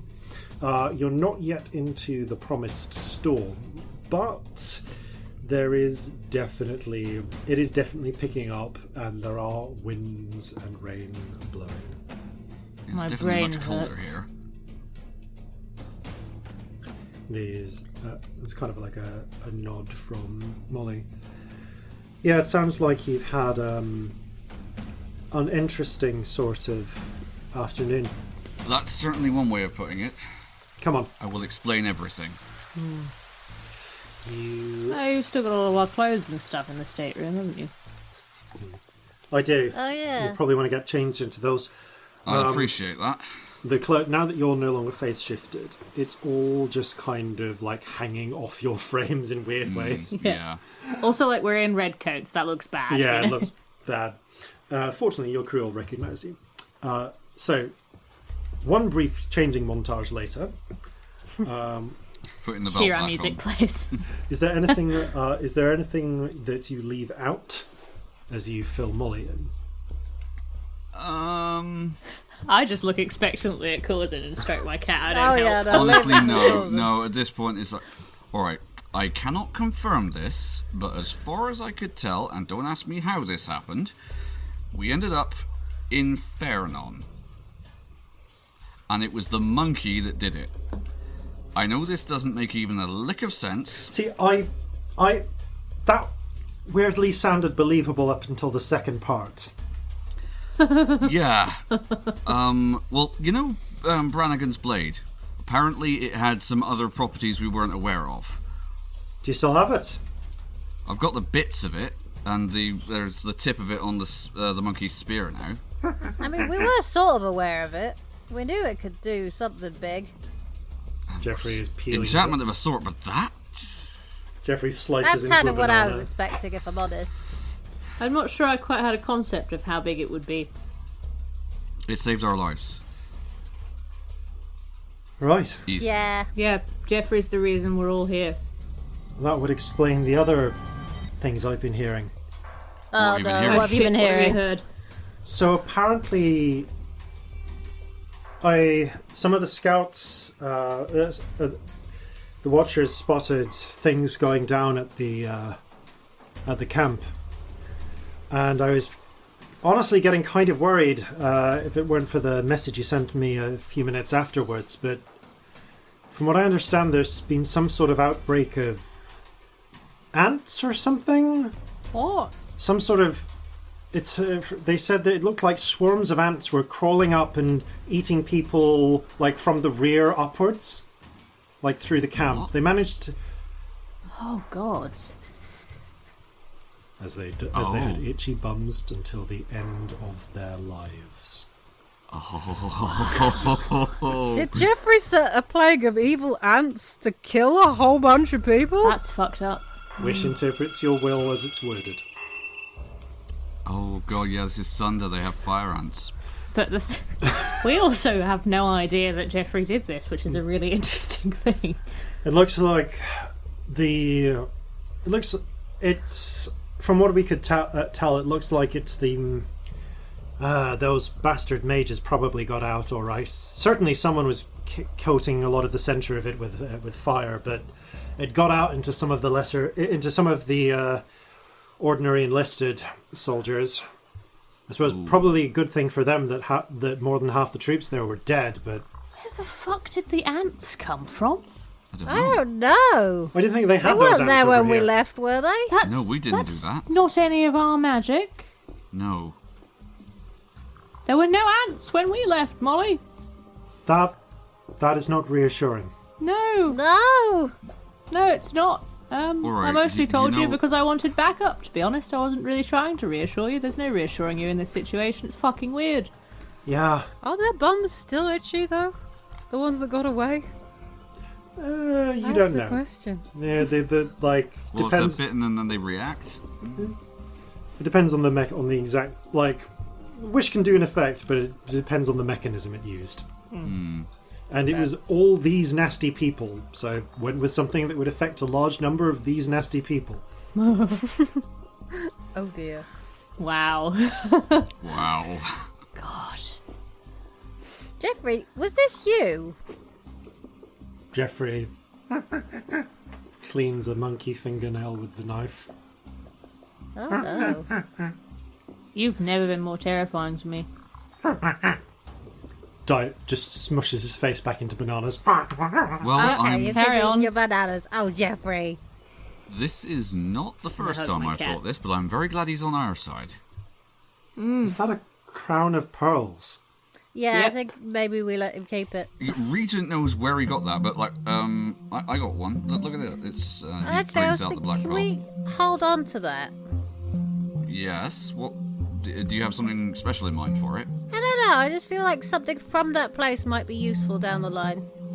Huh. All right. Not now, but I don't know. No, but you've Could had be some- feelings like this before. We should listen to it. All right. Tell you what, I'll put it in the lockbox then. I mean, as long as we keep one, and if we can ask Jeffrey for more, maybe we can buy some more bananas. Well, I don't think they grow this far. But we got some from the shops. You can. They do grow in. They do grow on Western Sunder. Oh, okay. That's They down just correct. happen to Because also we got grow some last time there. out. That's true. Okay. Last time or the time a while back we got some 'Cause I bananas promised before. him some, and Yeah, I did like get him the some. previous day, 4 episodes ago. It's been an intense few What days. is wrong Steve. with So us? packed, yeah. Ugh. All right.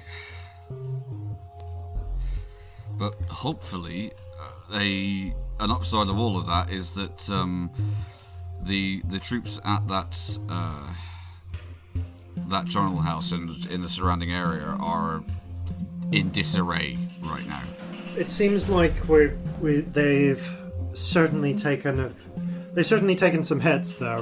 I mean, we got all the undead in that pit. Even if it's not all of them, it's a sizable fucking number. Yeah, Sounds That was a like good it. start.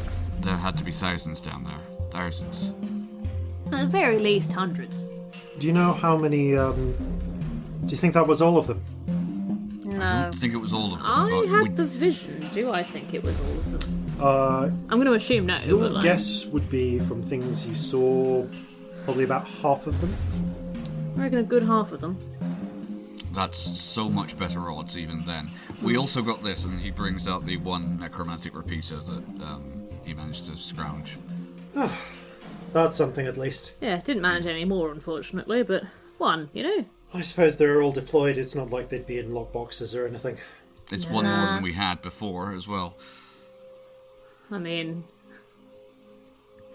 Yeah, we didn't really have time to get any more repeaters. That went very badly, didn't it? I'm mostly glad I don't you're think all I alive. was awake enough to see how badly it went, if I'm honest. Sweet Regent. That bad? I'm not entirely sure I didn't die.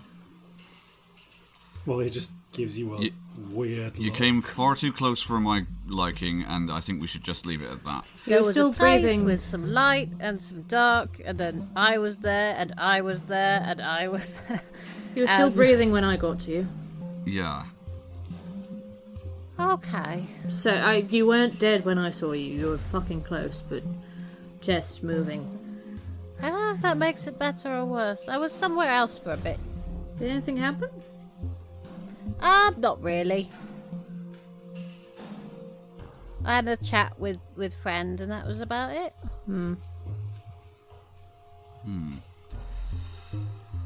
All the same, glad to be back here. Yeah. Yeah, me too.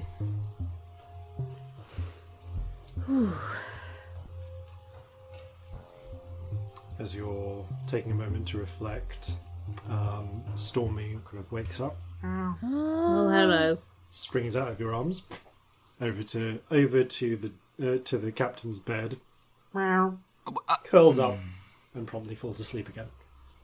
Excellent. Well, you were always saying how we needed a ship's cat.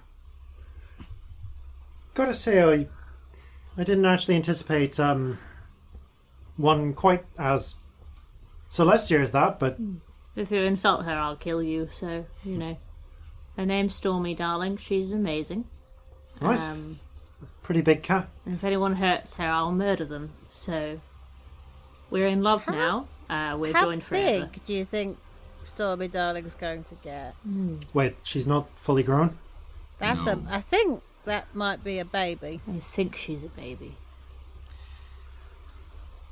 If it was anything like the creature in the stories Noric used to tell, a lot bigger than that. But we are not going to have a rat problem for very long, I guarantee you that. More cat. Yes, good. Right. Well, that's something at least. Anyway, you've got us. They left a message for you when you got back. Oh yeah? Alton and the councillor are prepping for tomorrow morning. So when you're able to head over Probably head over towards there. the battery. Right. If you need to, obviously take a few minutes, get anything you need from here, sort things out a little bit. Yeah. Oh, this is. I am so pleased to see you again. And he's just I going to am. hug her. She hugs you back. Yeah, I'm and pretty kisses pleased to on the see you cheek. again too. I'm pretty happy you're all alive. Me too. Wasn't Corzin, Are 100% we? sure of it. Corzin, can we have a Still word? my favourite thing to do, being alive. Yeah, I love being alive. Yeah, sure. Corzin, Excuse, can I borrow you for a minute? Of course. Scamp, why don't you help me and Jeffrey get some of those bananas down to where Belle can use them? Okay, Jeffrey, let's make a pie. Banana pie. Interesting. The three of you leave. Leave Corzin, Celestia, and Stormy. Suddenly it's like she comes out of the cat fog. Which is the best way I can describe what has been happening. Okay. And looks like pretty angry actually. There's a stillness. You know, still kind of anger. It's like that. We need to chat.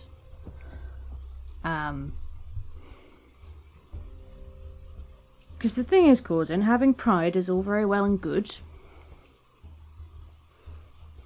But then there's hearing your friend's bones crunch and still not surrendering.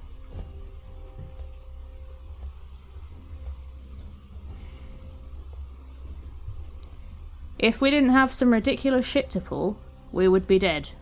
And all of us, actually. And if you got off your fucking high horse, we wouldn't have been.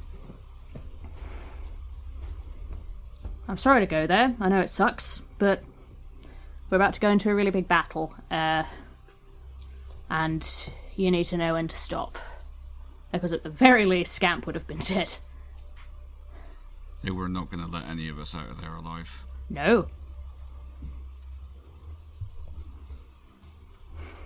Point taken, though. And I get it. I find it hard to kneel down to, but I do when it comes down to it.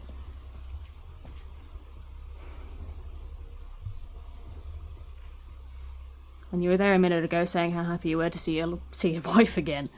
But I didn't see you thinking that.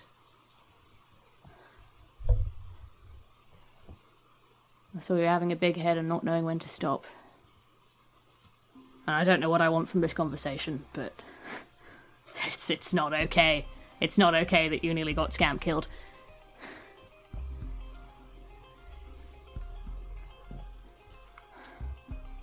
You scared me, and I was nearly between two friends and having to decide who to raise first if I even got to them, because we could have all been prisoners, and they could have destroyed your remains and taken your hearts out and burned them. If we didn't have Jeffrey, the other option for us living was you fucking surrendering.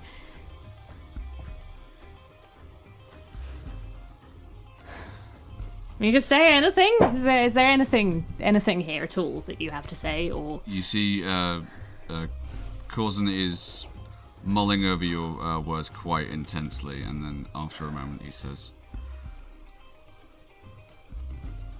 Celestia? Yes? You are right. Yep. And I am not ever intending on being in that situation again. Not the But point. if it were, then I would not do that.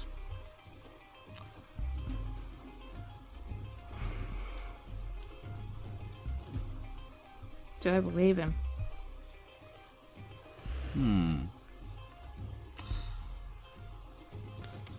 Feel free to make an insight check if you I feel will, it's- yeah, I will do that. I think that's a dirty 20. Okay. No, 21. Roll either a deception or persuasion check, depending on whether you're attempting to conceal or guess. transmit your feelings. Don't tell me which, because it's more interesting. Yep. Sure.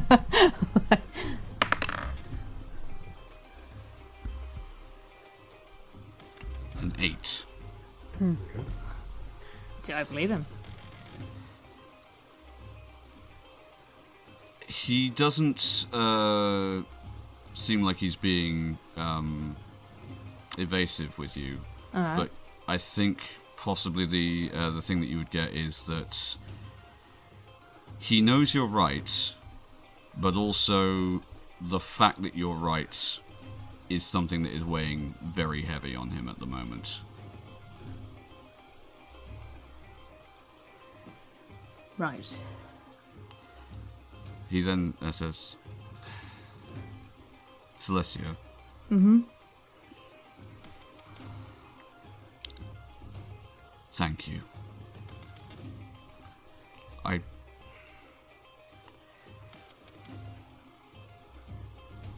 It was my fuck up back there, and I recognize I could have got us all killed. And I am thankful that you were there in order to talk some sense into me. Thanks. It's a major fuck up. And the thing is,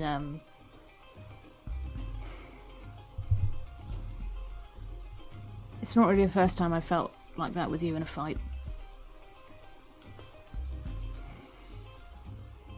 Sometimes you go too far.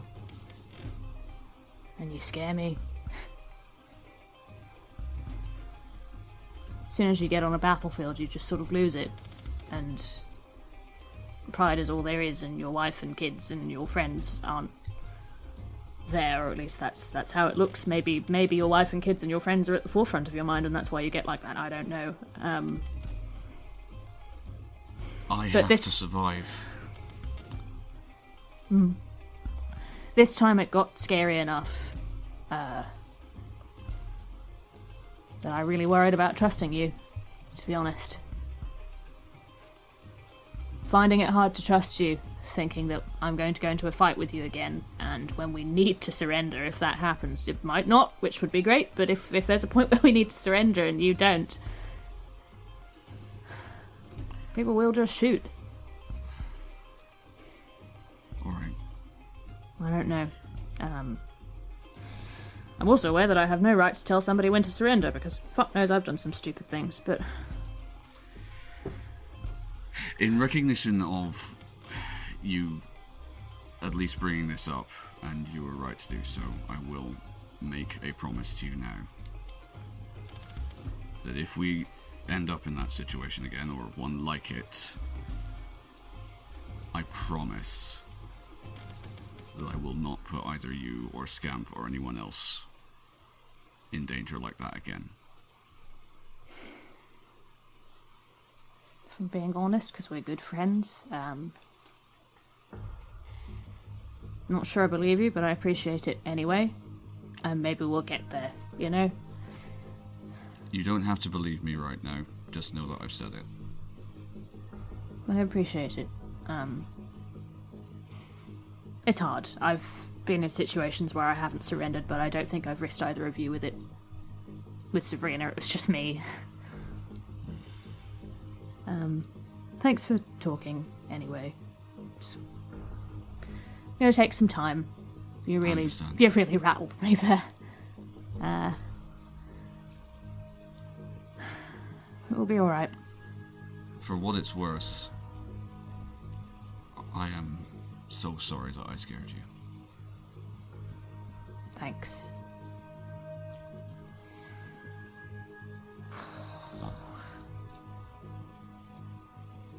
Admitting you're scared's a bastard, isn't it? Yeah, it's in some ways it's like the worst type of helplessness. Yeah. I'm gonna go play my guitar or something for a bit. Alright. Thanks for the talk. I'll see you later. Thank you. And Corzin will go, I think actually just sit at his desk for a while.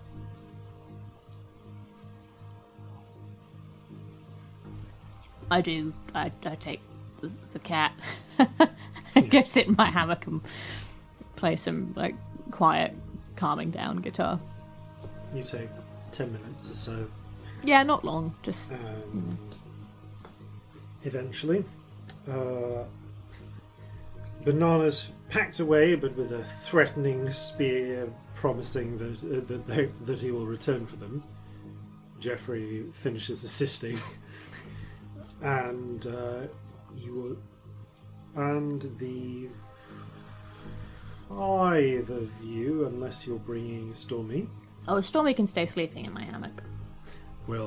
Are free to head off to the battery. Yeah, Stormy's not going to the battery. Stormy ain't coming Stormy's to a kitten. War council. Stormy is a kitten. Stormy will get on the table and start messing around with the maps. But let's bring the monkey in full armor. That's a To the battle War monkey. Council. Yeah, it's fine. Yeah, Jeffrey is the on cat. balance marginally well behaved. Yeah, Stormy, I imagine, explores the ship a Yeah. bit and gets to know where they are. You find electrocuted rats, like half-eaten electrocuted rats. Okay. You head on out and make your way towards the battery. After a short admission, and a brief exchange of passwords, you are shown to the council room. Gathered together are the cast of characters you have come to expect. The Governor Esther is there, as is Captain Torfirst, as is the Captain, Captain Sook, Watch Captain Sook, and of course Apple Blossom as well. Some of the other members are absent. The other members of the Bell Founders aren't here for this one. They seem to be busy elsewhere. So this seems to be a very strictly military arrangement. As you look up as you arrive, Torfast looks up from the map and tips his head to you. Got a seawall. Hello. Good to see Hi. you too. Sounds like you got up to some interesting times out there. Yeah. My ribs feel all crunchy, and I have no idea why. You need some more healing, No, I'm fine. You sure about that? right? Yeah. It's been a day. Alton nods. That's Sounds like only in it. the afternoon. Apparently you somehow got ants in there as well? Yes. Yeah, not quite sure how that happened, if I'm Yeah. honest. I'm not even entirely sure that that's us, but that feels like a weird coincidence if it's not. So, certainly not something I think any of us intended to do, but it seems to have had the effect that the entire camp's in disarray, from what I hear. Well, sometimes random crazy magic happens around us. Yeah, that's true. Captain Sook looks to Esther. What is this? And the governor says, I think we're putting this down to sorcerer stuff. I see. Anyway, it's time for... just wanted to keep you appraised of the battle plan.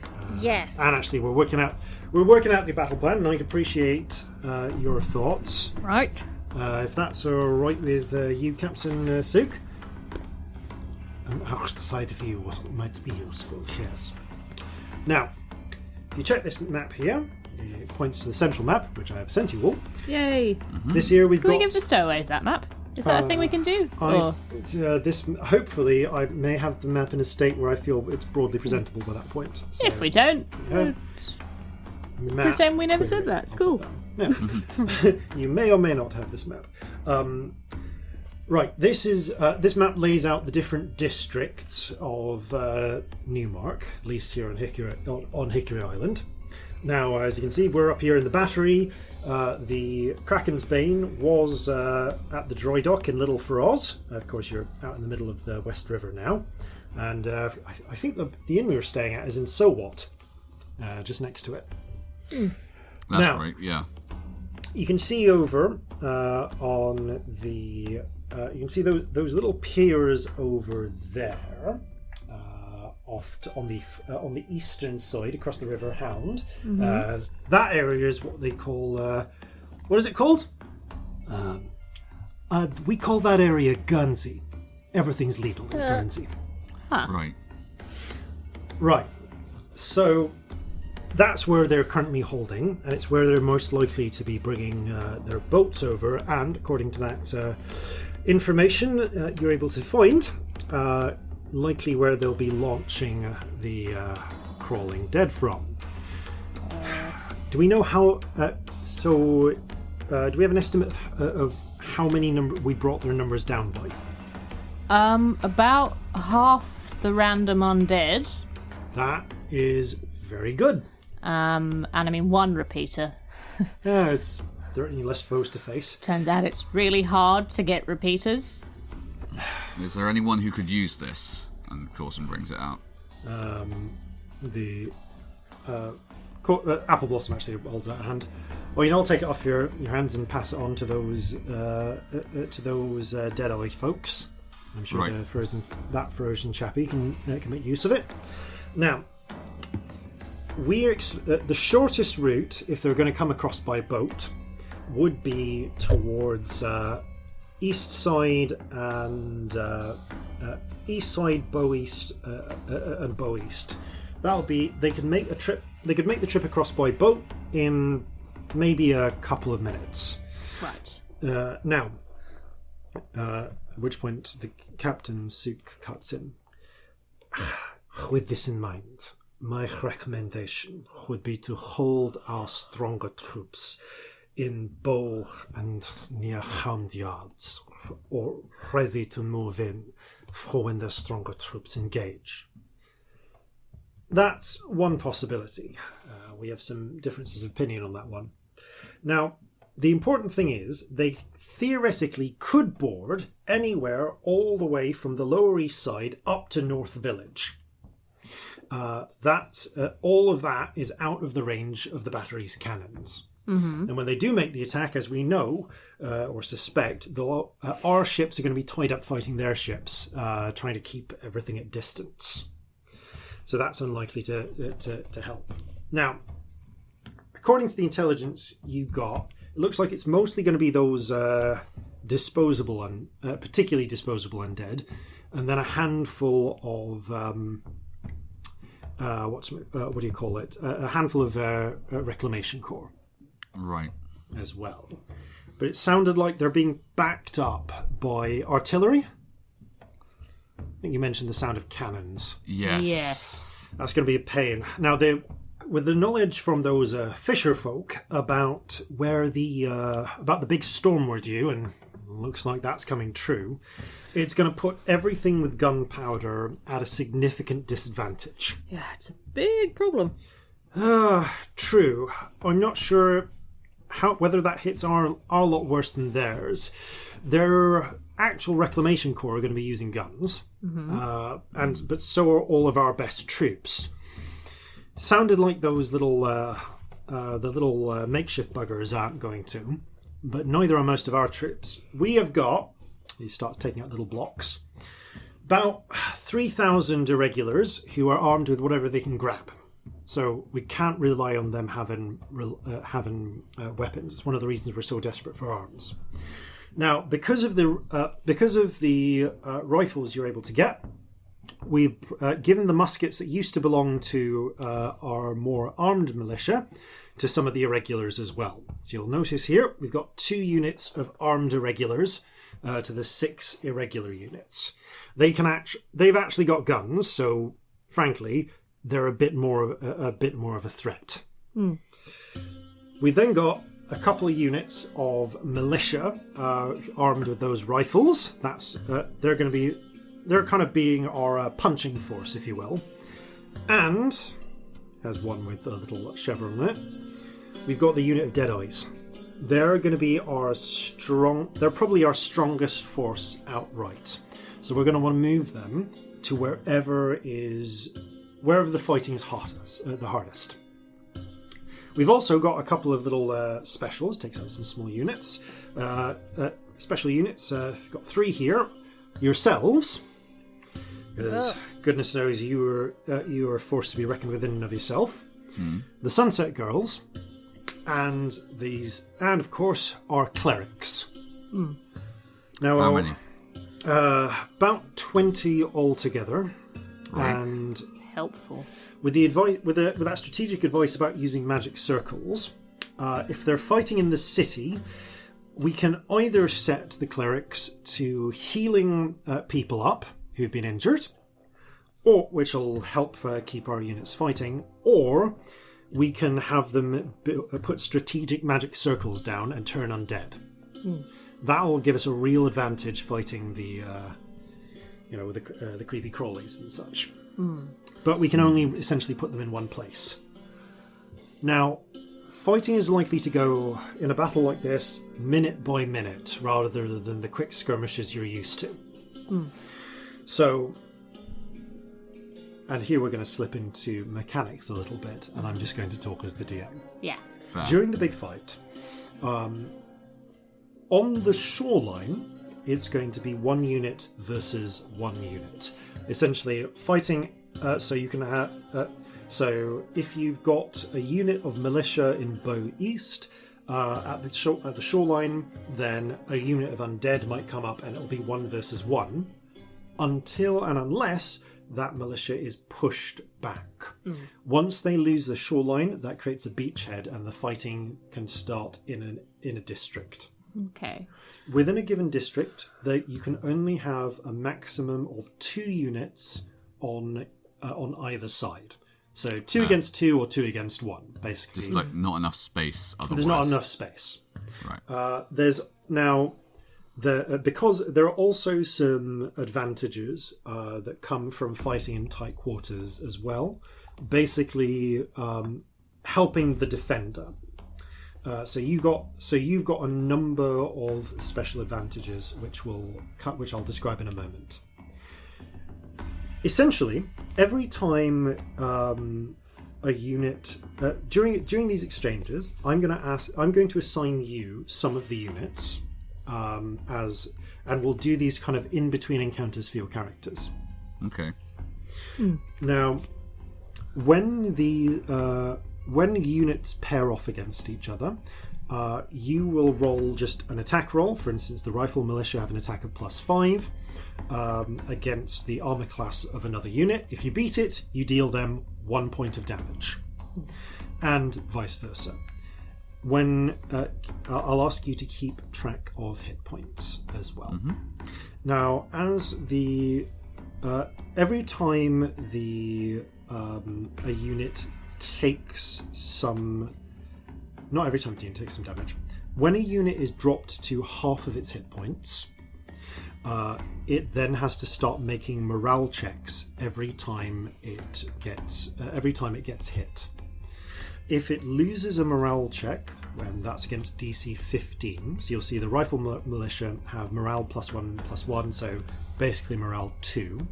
Mm-hmm. If they rolled a 14, they fail. If they roll a 16, they hold their morale, and they stay in their district. If they fail the check, they lose another hit point from deserters, and they are pushed out of the district. Okay.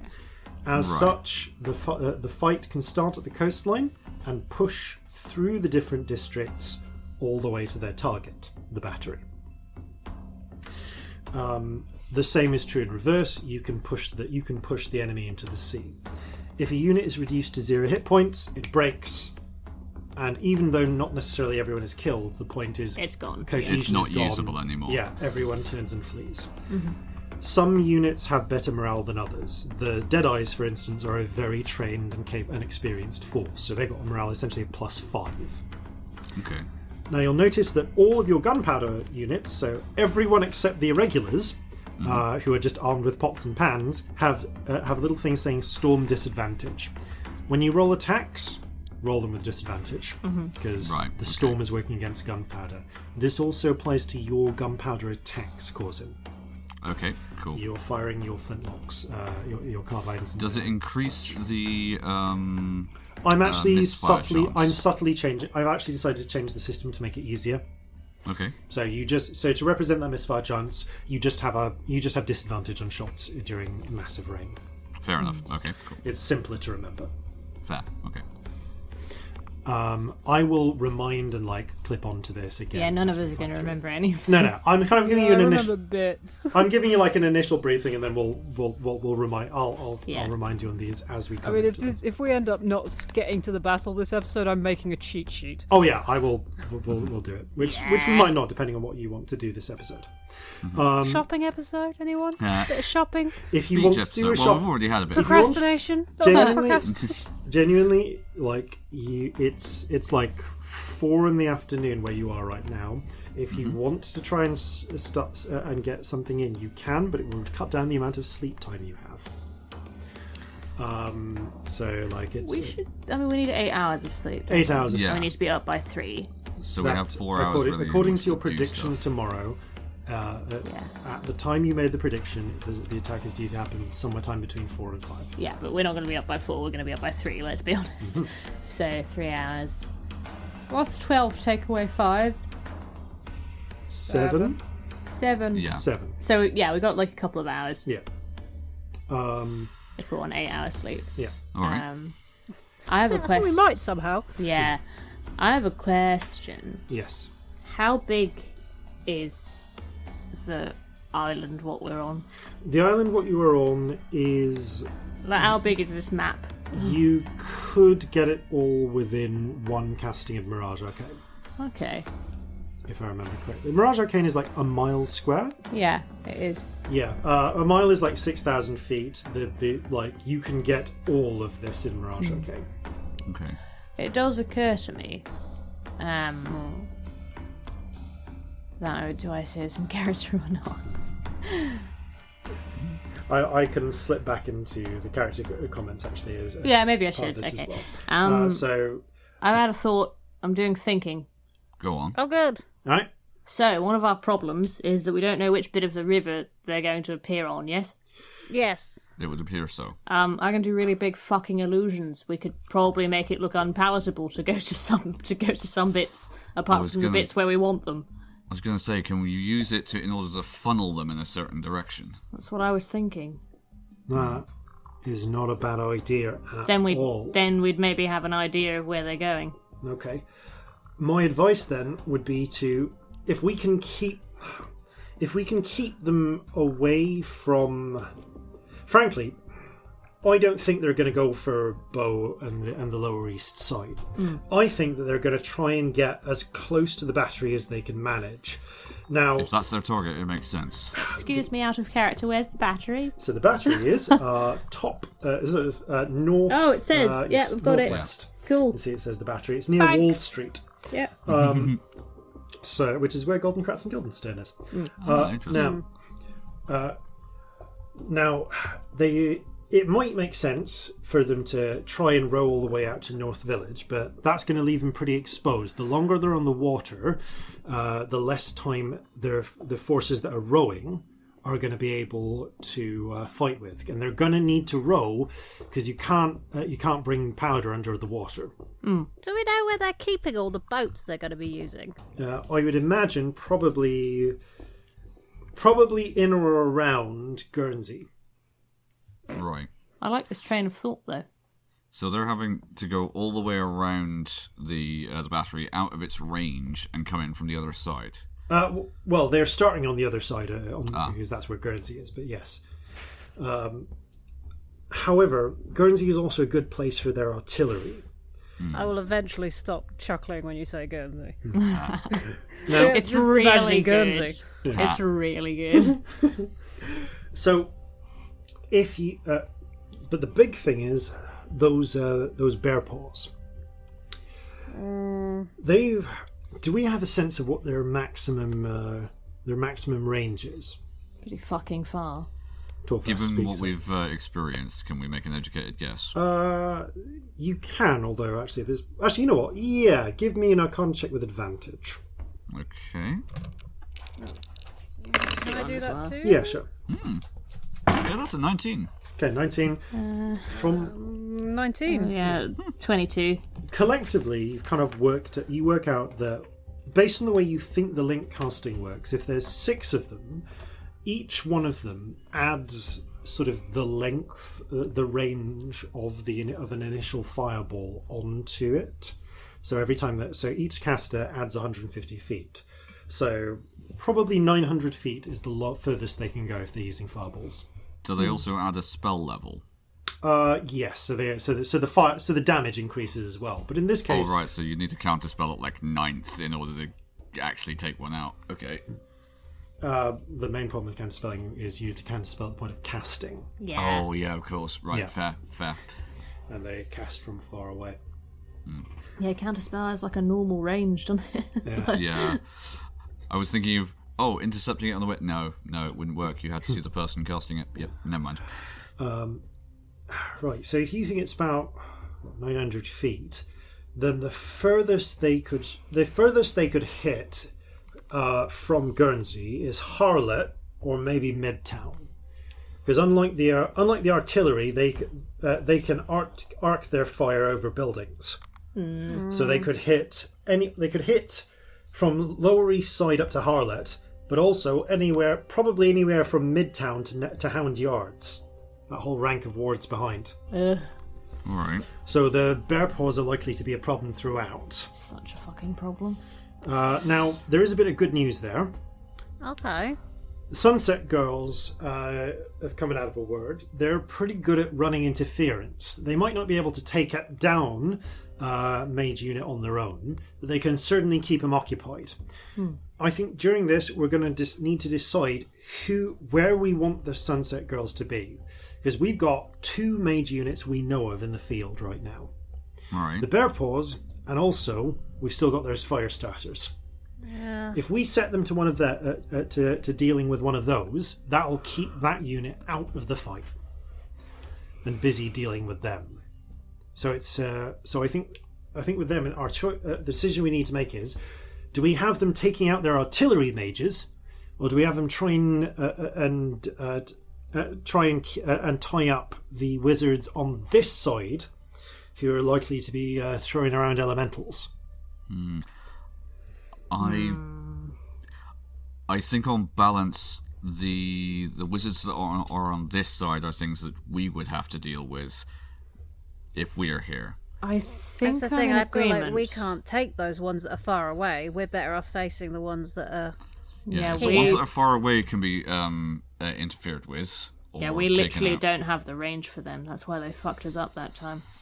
In which case, we should send them Which a time? There's so many times that they've fucked us up. Well, those times. There we go. I used a different word. In which case, then we'll need to take the Sunset Girls and send them, and we'll send a message to Sunset Girls to sneak into Guernsey and make and try and tie them up. All right. Now, we've got advantages. They've got advantages. The big one for us is it's home ground. Yes. So, if we're fighting in the city streets, so first of all, any forces that are crossing on boats are going to have are going to be at a severe disadvantage fighting us if they're while they're crossing over. Until they've got a beachhead, they're going to have a massively difficult time trying to claim it, which I suspect is why they're sending the those chappies who can walk along the base of the river first. Yeah. Yes. Because they're not going to have that same problem. They can just climb up and start fighting. However, once it gets into the city streets, we're going to have advantage because of the streets. We know our fighters know the terrain, and they'll be able to set up ambushes. This essentially translates to an armor class bonus when fighting in the streets. I thought skeletons don't like fire, do they? I mean, no more so than living people. We have a fuckload of elven fire left that we didn't use in This the is pit, which we could put on the surface of some of the river, so they have to go through it to get out. That could also work in order to funnel them to the places we want. I think if we can combine that with the thing that you can do, Celestia. Actual elven fire. I mean, how much do you have? Have you got barrels of the stuff? No, we got 9. You've got 9 things. You could something. basically create a sort of impromptu. Oh, we wall of definitely fire. can't do the whole river. But You could do like a 45 foot stretch by like just splashing it in 5 foot squares. If you were so All right, inclined. perhaps a better use of this then would be if we can designate an area where we can funnel the enemy's troops, get them in behind, and then close that off with the elven fire. We can create a kill box. That's not a bad idea. You make a point. It'll be a short-term advantage, but it might give us it'll give us an edge at one point. I'm going to translate this then. The elven fire, if pulled off in this way, will give you basically you can spend your 9 elven fire to give you 1 advantage during like the mass battle, like on 1 roll. So the point when it counts, tell me when it's used. Cool. I was literally thinking of the zombies that are coming out of the river, having to go through it, but using it for something else is also an option.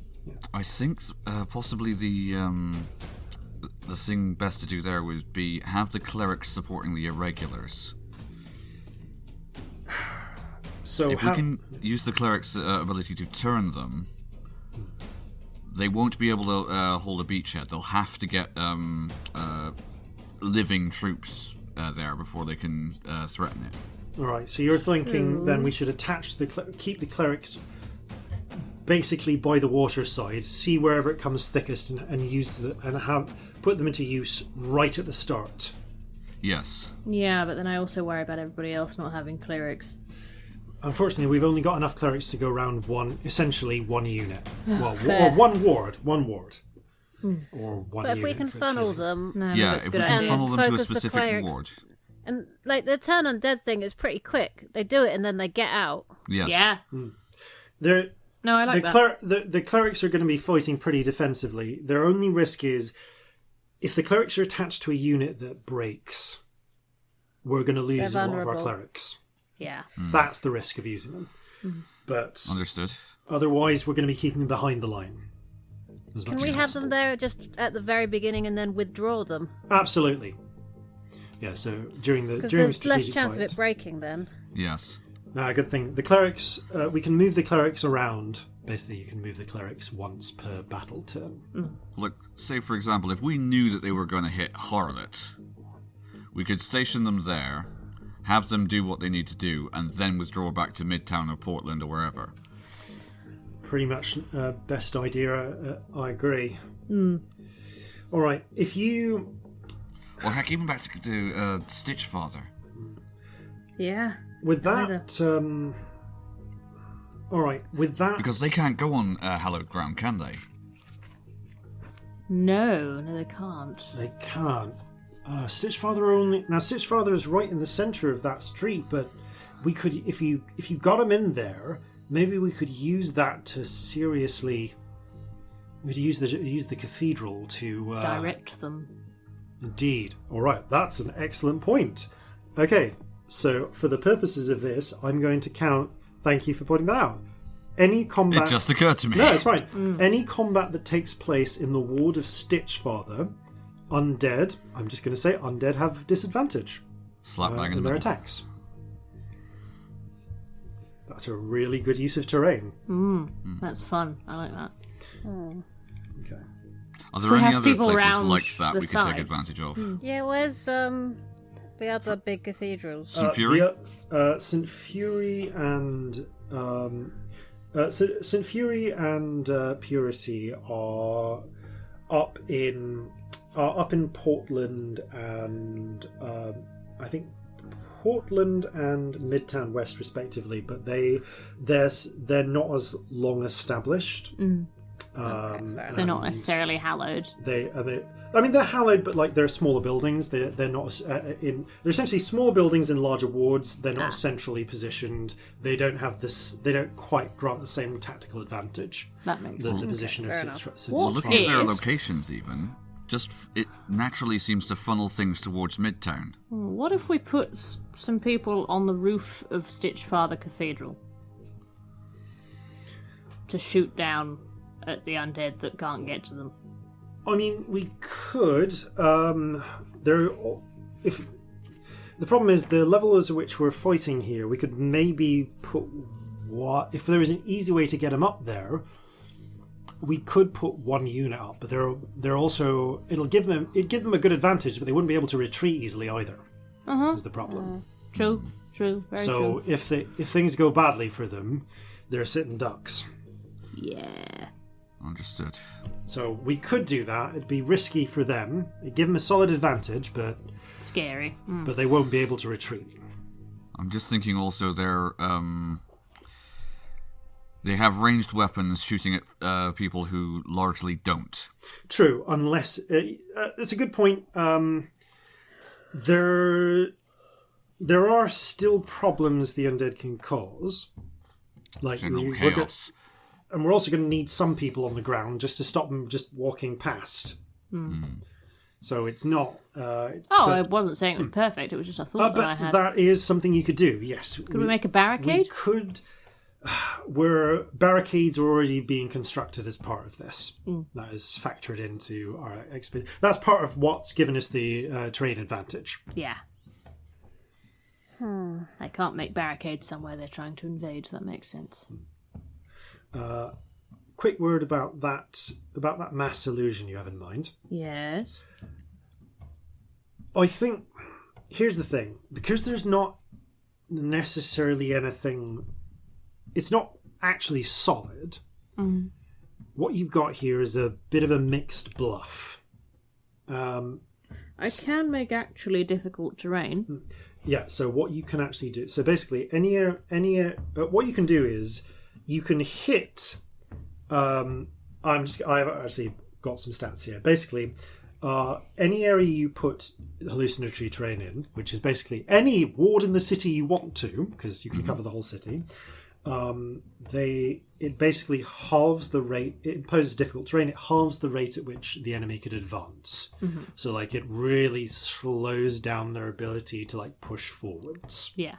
But and it also gives a slight armor class bonus to the defenders. That makes sense. It'll work That's both ways huge. though. If they take terrain, it'll be harder to take it back.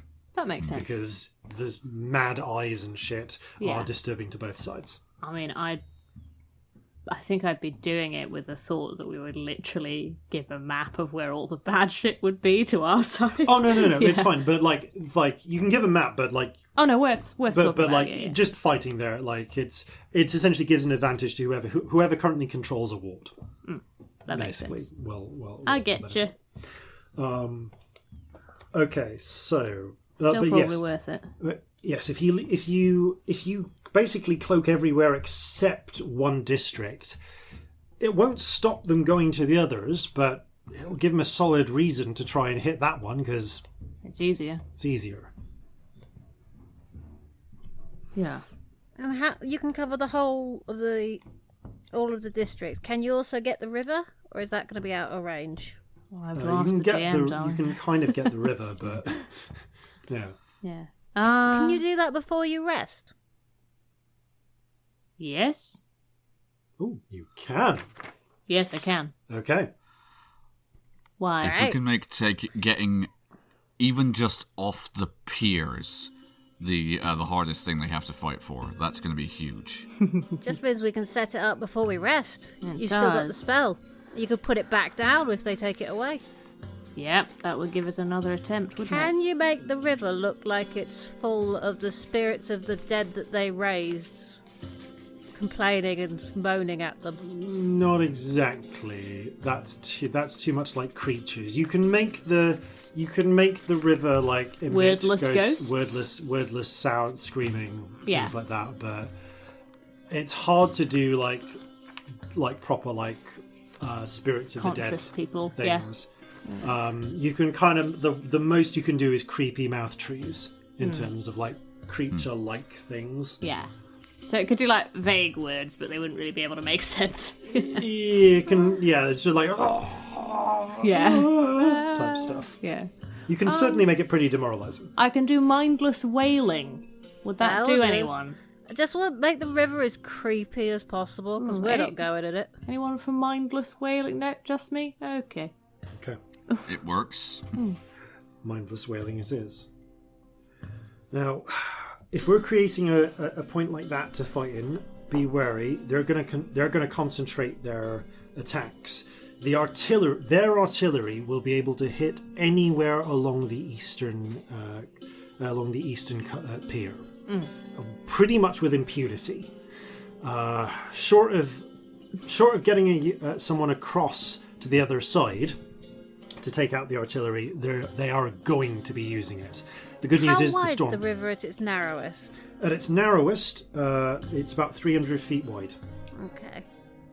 That's by the Lower East Side, right? Mm-hmm. Alright. Just take care. They will have defenses there. If you're thinking about something about flying across or whatever. Oh, yeah. No, I'm sure they will. Now, with that in mind, if all goes poorly and we're pushed all the way back, well, the battery itself is is staunchly defensible. We'll get a big old. It's a lot easier to hold it, and it's a lot easier to fire down from it. But we can put at most 1,000 people in there, basically 2 units. All they need to do is breach it to pull off what I think they're planning to do, which is you said you heard an explosion towards the end? Yeah. They're likely going for the powder stores. They're not trying to keep it. They're just trying to take out our guns, which means if they manage to breach the defenses at all, then we lose the battery. So let's try and avoid it getting that far. Agreed. Yeah. We can't afford for them to get there. I think it's going to be a long fight that will probably happen in the next episode. Now that I'm looking at this, Yeah, it doesn't feel like we're going to get there today, does it? Not with, like, No, but having to... I think all honestly, I feel like we'd all like some time to talk about it off air in the next few days as well. Like, I don't know how anyone else is feeling. All of next episode will be this fight. Oh, yeah, no, I think so. I think it's going to be a long battle episode. But that is... well, that's the long and short of what we're expecting. Okay. If you can create this choke point, though, a point where it's going to make it vulnerable... What if the whole river looked like it was on fire and screaming? I think there's an upper limit to how uninviting you can make it. But if there's like a point that isn't on fire and screaming... that's what I'm assuming. If you're essentially you're going to need to leave one... If your plan is to... That might be the biggest scare. I mean, I wouldn't want to cross a river that was on fire. If you're going to do that, I would say then we need... Your choke point involves the idea of leaving one potential beachhead, one ward that is not covered in nightmares.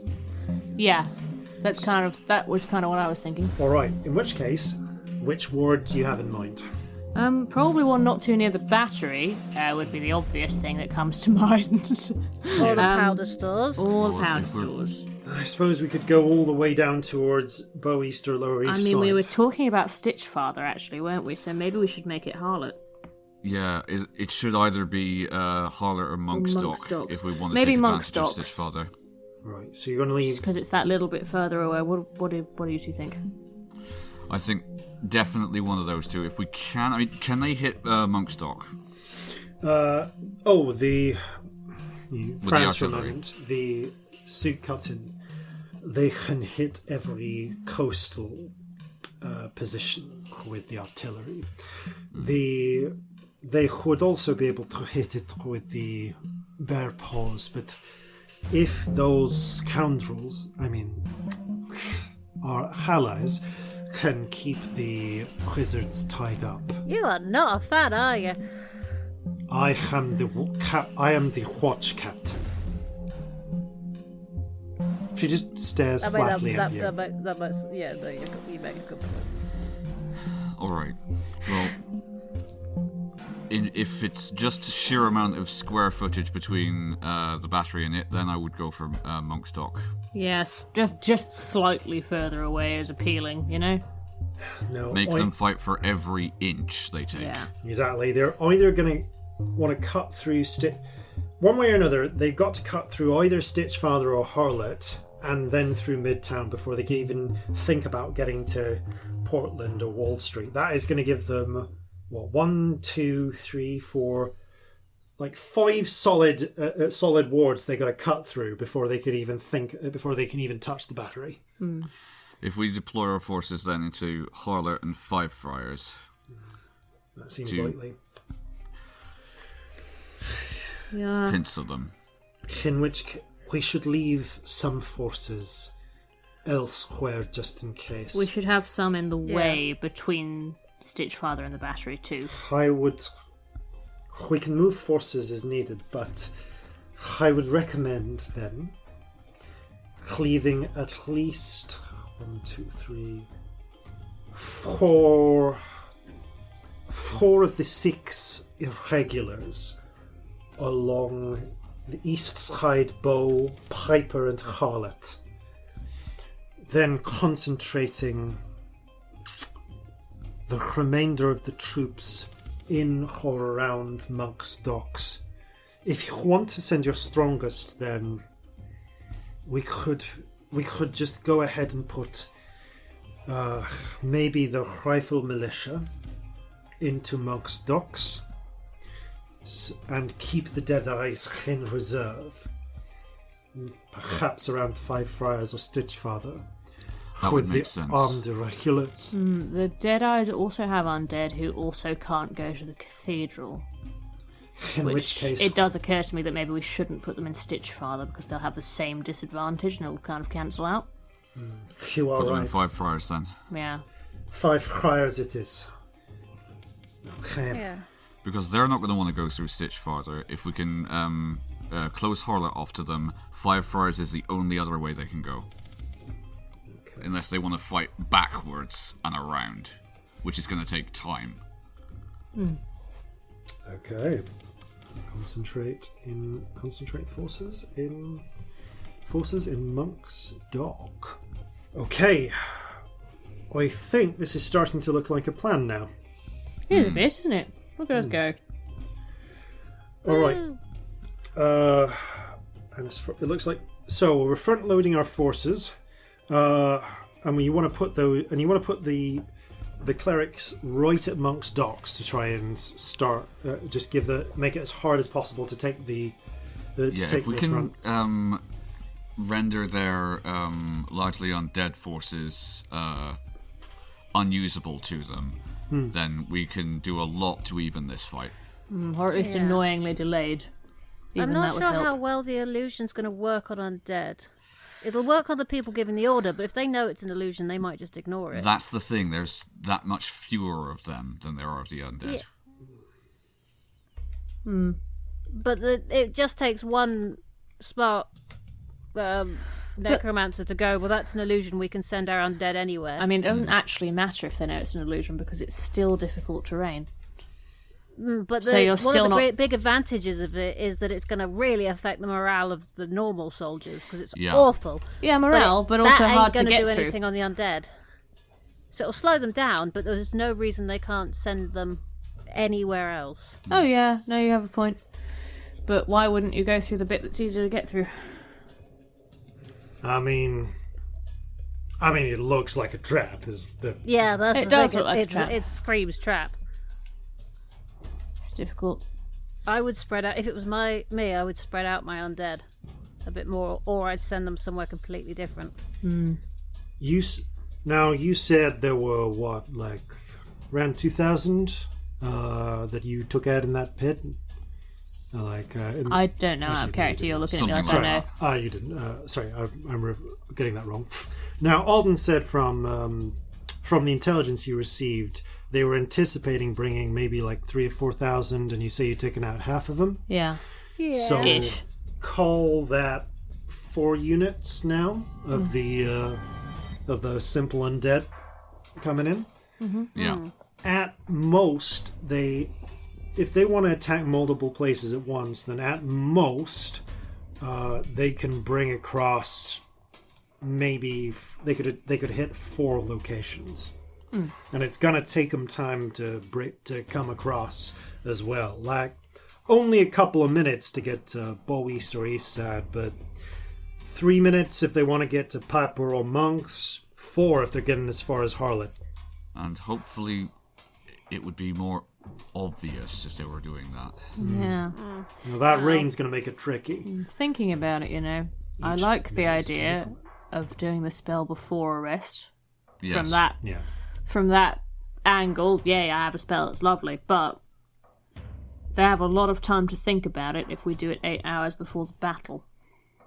Whereas if we do it not long before the battle, we cut down their planning time significantly, which I really quite like as a thing. Yeah, there's that. If we do it, 20 minutes before or something, it takes 10 minutes to cast. Alright, They won't have that long to think about it, which might help us. Could we double bluff them then? If you're worried about them having time to study it, Do a different one. make it fake, then do the real one right beforehand. Just do a random one. Yeah. That's fucked up, I like that. I mean, what's your range on it? From where you cast? It's Square mile of area. a if it's mile large, square, I don't know, that's all it says. Basically, it's centered on you, so... Mile square, don't know. Basically, you could, in theory, you could get it out to Guernsey, but it is worth mentioning that someone only needs to be within 30 feet of your illusion, of the edge of your illusion to dispel it. Yeah, that's true. Let's not make it too easy for them. I was just thinking we could give them a bad night's sleep. Oh, might do that a different way anyway. I've got ideas. Yeah. At least one of them. Yeah, but I mean a more general. Yeah. Just make the walls scream. True, very True. true. I suppose with if you snuck out, you need to be at least on the edge of that 1 mile square. So if you got onto the other side of the river beforehand, again, I suppose you could hit like the fort or some, like just about hit the edge of the fort, but that would definitely be within range of wizards who can dispels. Yeah. Also, if it's something that is going to run the risk of them not having a good night's sleep and having mages available, they're going to take more time and devote more resources to dispelling it because it. Oh yeah. It's,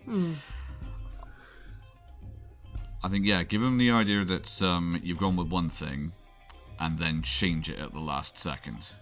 I like that.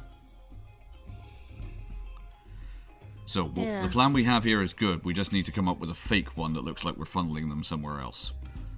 Yeah. Somewhere preferably plausible. I mean, away from the battery, like the funneling them the other way. location would be east side. It's about as far as you could get. That would be a sensible move, wouldn't it? That would be a plausible move. Maybe we make it look like that. Yeah. Does the illusion you have up at the moment cover that? No. Nah. No, it's actually too far upstream, and it's on the other river. It's on the East River, darling. Alright, well let's perhaps leave them with the idea that you can't do that far, and then when you are revealed that you can, they're going to have to completely reevaluate what they're doing. I mean, in the nicest way possible, they know exactly how far I can do because the other one is still screaming. Yeah. Right, that's It might be not worth an element us of surprise. popping along to Sometimes. East Side and just having a look and see if we can see any of their boats or anything. Just make life a little bit more tricky in the morning. Reconnaissance, yeah. I like that. Sometimes I can hear the screaming wafting on the wind. Yeah, it's the quiet nights where there's like a little bit of mist. It's weird. You'd think it'd deaden it. It somehow carries it. Please tell me that isn't permanent. No, a few more days. Not permanent. Lasts about a week, as far as I can tell. Lovely. I've never actually stuck around for the end of it, but something tells me it's a week. What do you think? I look at the Rainbow Spirit. Rainbow Spirit sort of seems to like ribbon manifest a pair of like finger guns. It's very serious. Very serious stuff. Very. Who else can see it other than Corzin around this table? The clerics aren't here, so it's just you and Celestia. I am actually talking to a spirit, not myself, just for the record. You can ask him, he can see them. Yep. It's, Okay. That loses something because the clerics aren't here, but trust me, it's not just a weird thing. Anyway.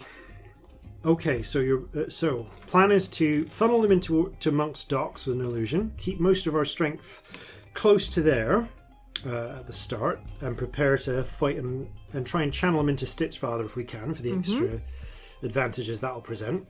Keep the clerics close on hand at Monk's, along with some of our stronger troops. Keep the Deadeyes in reserve in 5 friars, and otherwise kind of spread out our remaining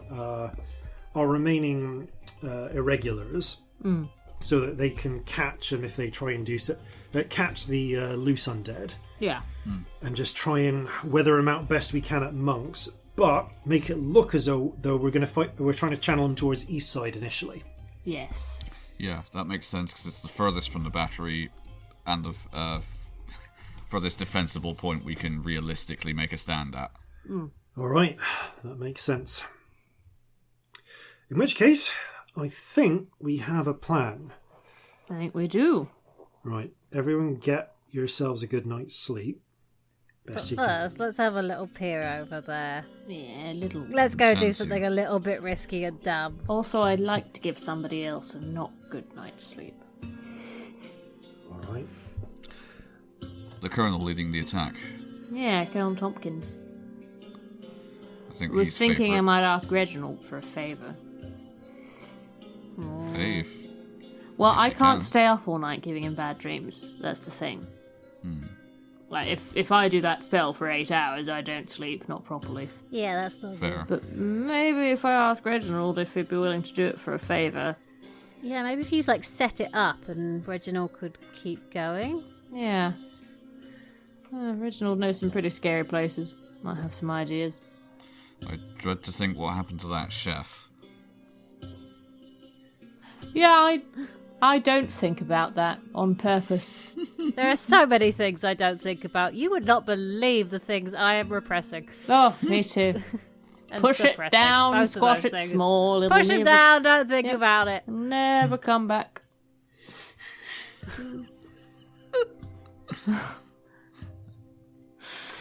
Oh. Okay. there's like looks from various members of the council. Yep. Well, don't look at me in good childhood and be angry. Right. I better see to my ship and get ready for the naval battle. You're Captain Horhace. You good if I make contact with your first mate and we set up our signals for that? Of course. Thank you. I'll tell them to expect you. He gives a little salute and strides and on his way out kind of elbows you at the shoulder. Well, actually, you're quite low, so elbows you, yeah, would be at the shoulder. Says, hey, after all of this, let's catch a stiff drink together. Share some stories. Yeah, I think I'd like that. Maybe I'll tell you about the time I once tried to become the Pirate King. That was a yes. mistake. Oh, Yeah. we'd That all would be love to very hear about interesting to that. hear Tell us about everything about that. Yeah, seriously, it's a suicide mission. Never try it. Can't guarantee that. My favourite. Yeah, we love a suicide mission, darling. Okay. Corzin Have a good says day a now. little bit too loudly. They stride out, and indeed, Cousin, you made a friend. just hears you like to barely turn down the hall. There's a big pause. Ha! And moves on. Cousin, you made a captain friend. Look at that, captain friend. Two little captains in captain hats being captains together. I'm sure we'll have some sort of club before too long. The captain's club. Can we join your club even though we're not captains? I'll I take it can- into consideration. Provide songs, booze, and now catch. I'm very good to have around. Corzin manages to hold a straight face together for all of about 3 seconds. Okay. Should we go blow up some docks? I mean, Yes. reconnaissance safely. Yeah. Do we have I any love gunpowder left in the safety. bags? Yes, yes. we should do. I mean, how much do you, like you We have only as use much one as you barrel. cared to take? We only used 1 barrel. I think we took 3. Yeah. Or was it 4? I think it was 3. You took 3 because the fourth Yeah. was for equipment and stuff. Yep. Yeah, I thought had like my fucking guitar in it and Yeah. that. So you still That was have it, yep, you okay. still have 2 powder kegs in your bags. You are also now followed by a monkey, a very regal-looking monkey with a crown of pearls and a little spear and armor, and also He's definitely a pug. going some Wukong, isn't he? You know what would have actually been really helpful to do reconnaissance on the docks? What? Fucking pigeon. Yep. Yep. I mean, unless we just take this pug and throw it and see if I could probably swim, but it'll take a while. Well, let's go and have a look, see what we can see. Yes. Okay, you make your way. I mean, I can now that I've finally filled in a bit of this map, which is the reason why we've never heard any of these wards up until this point.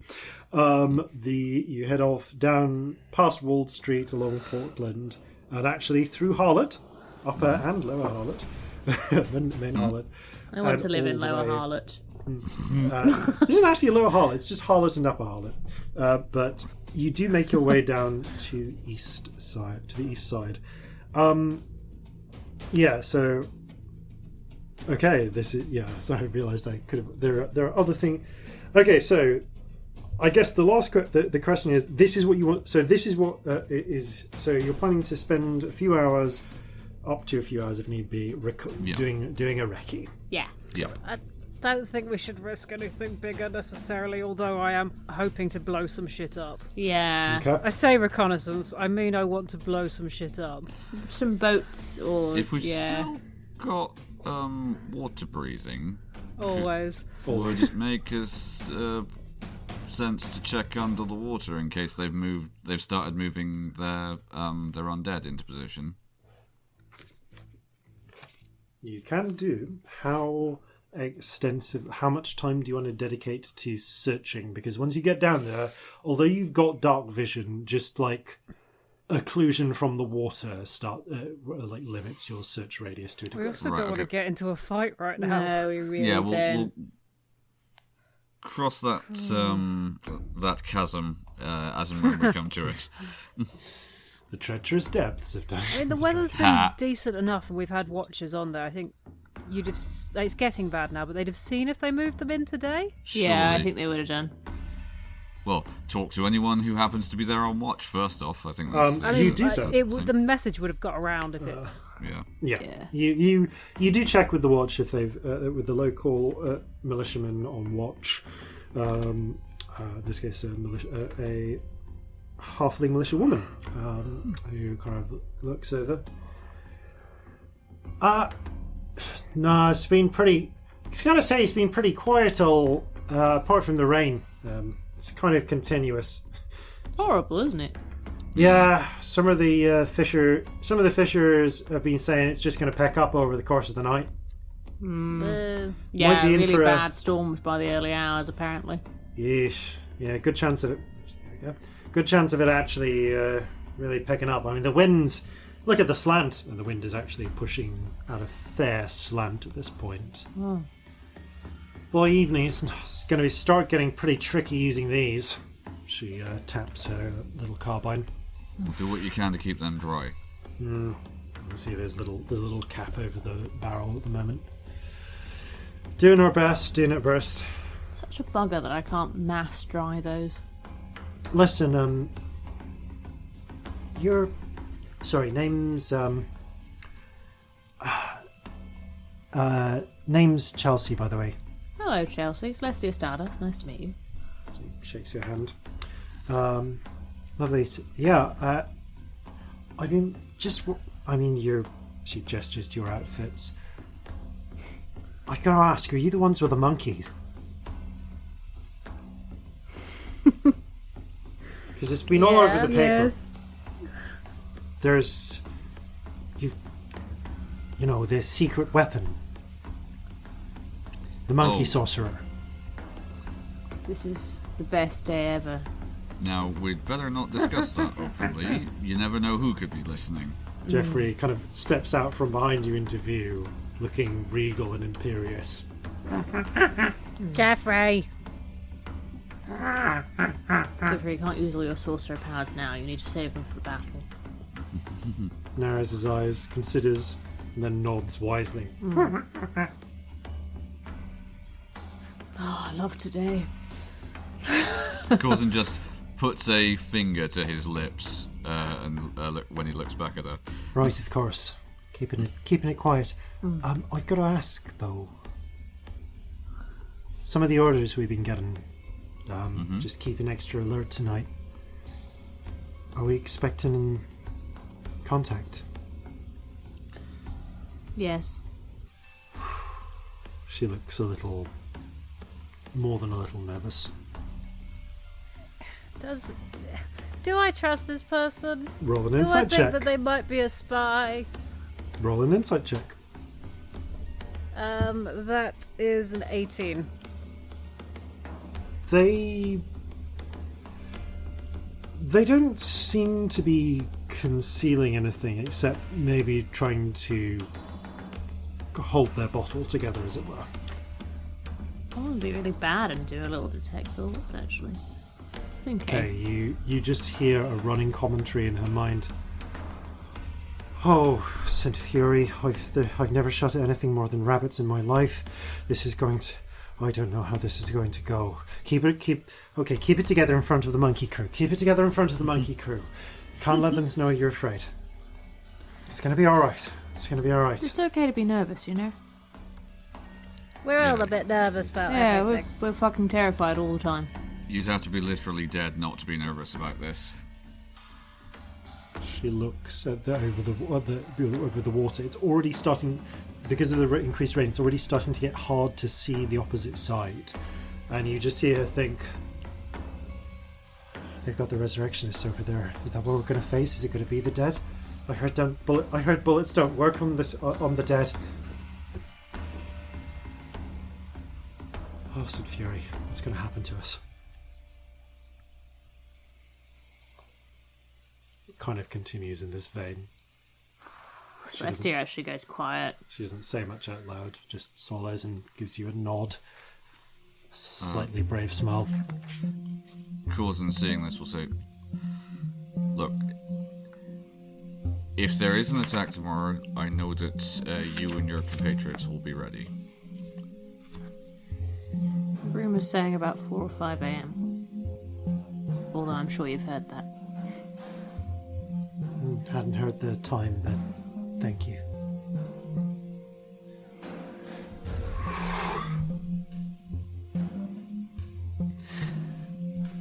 Good luck with whatever it is you're all doing. And the same to you. I just give her a little light shoulder contact to just say, good luck to you two, we're really going to try and get out of this. Yeah. Flash of rainbow, she gets inspiration. It's only for 10 minutes, obviously, but the sentiment's there. 8 minutes later, she just does really well in a game of cards. But as the rainbow spirit connects, although she can't see it, you see her straighten a little bit, put her shoulders back. Thanks. It's alright, we want to get as few people killed as possible. Yeah. So to speak.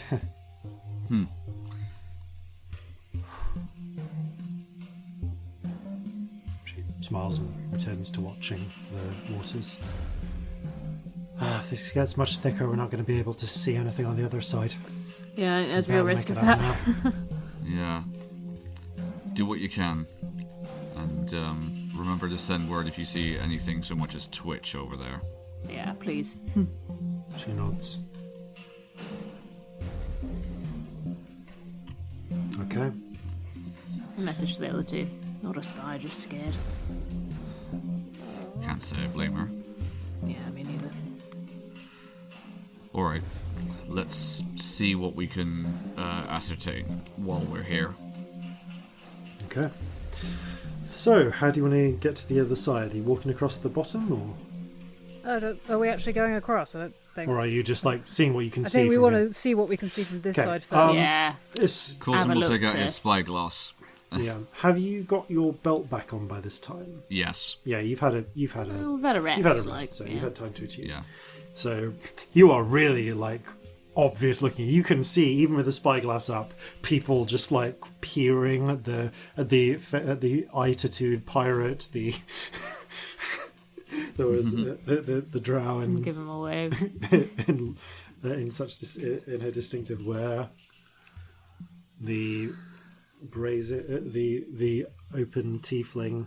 Honestly, like you've not seen any other tieflings in town.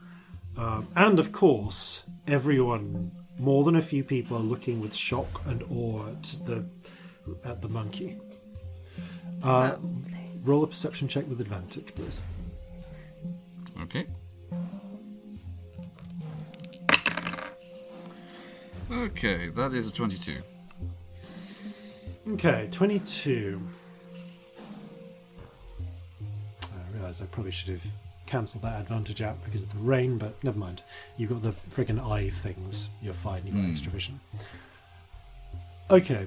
It's hard to make out a lot of details, but you think you can make out... You make out patrols, for certain, along the buildings there.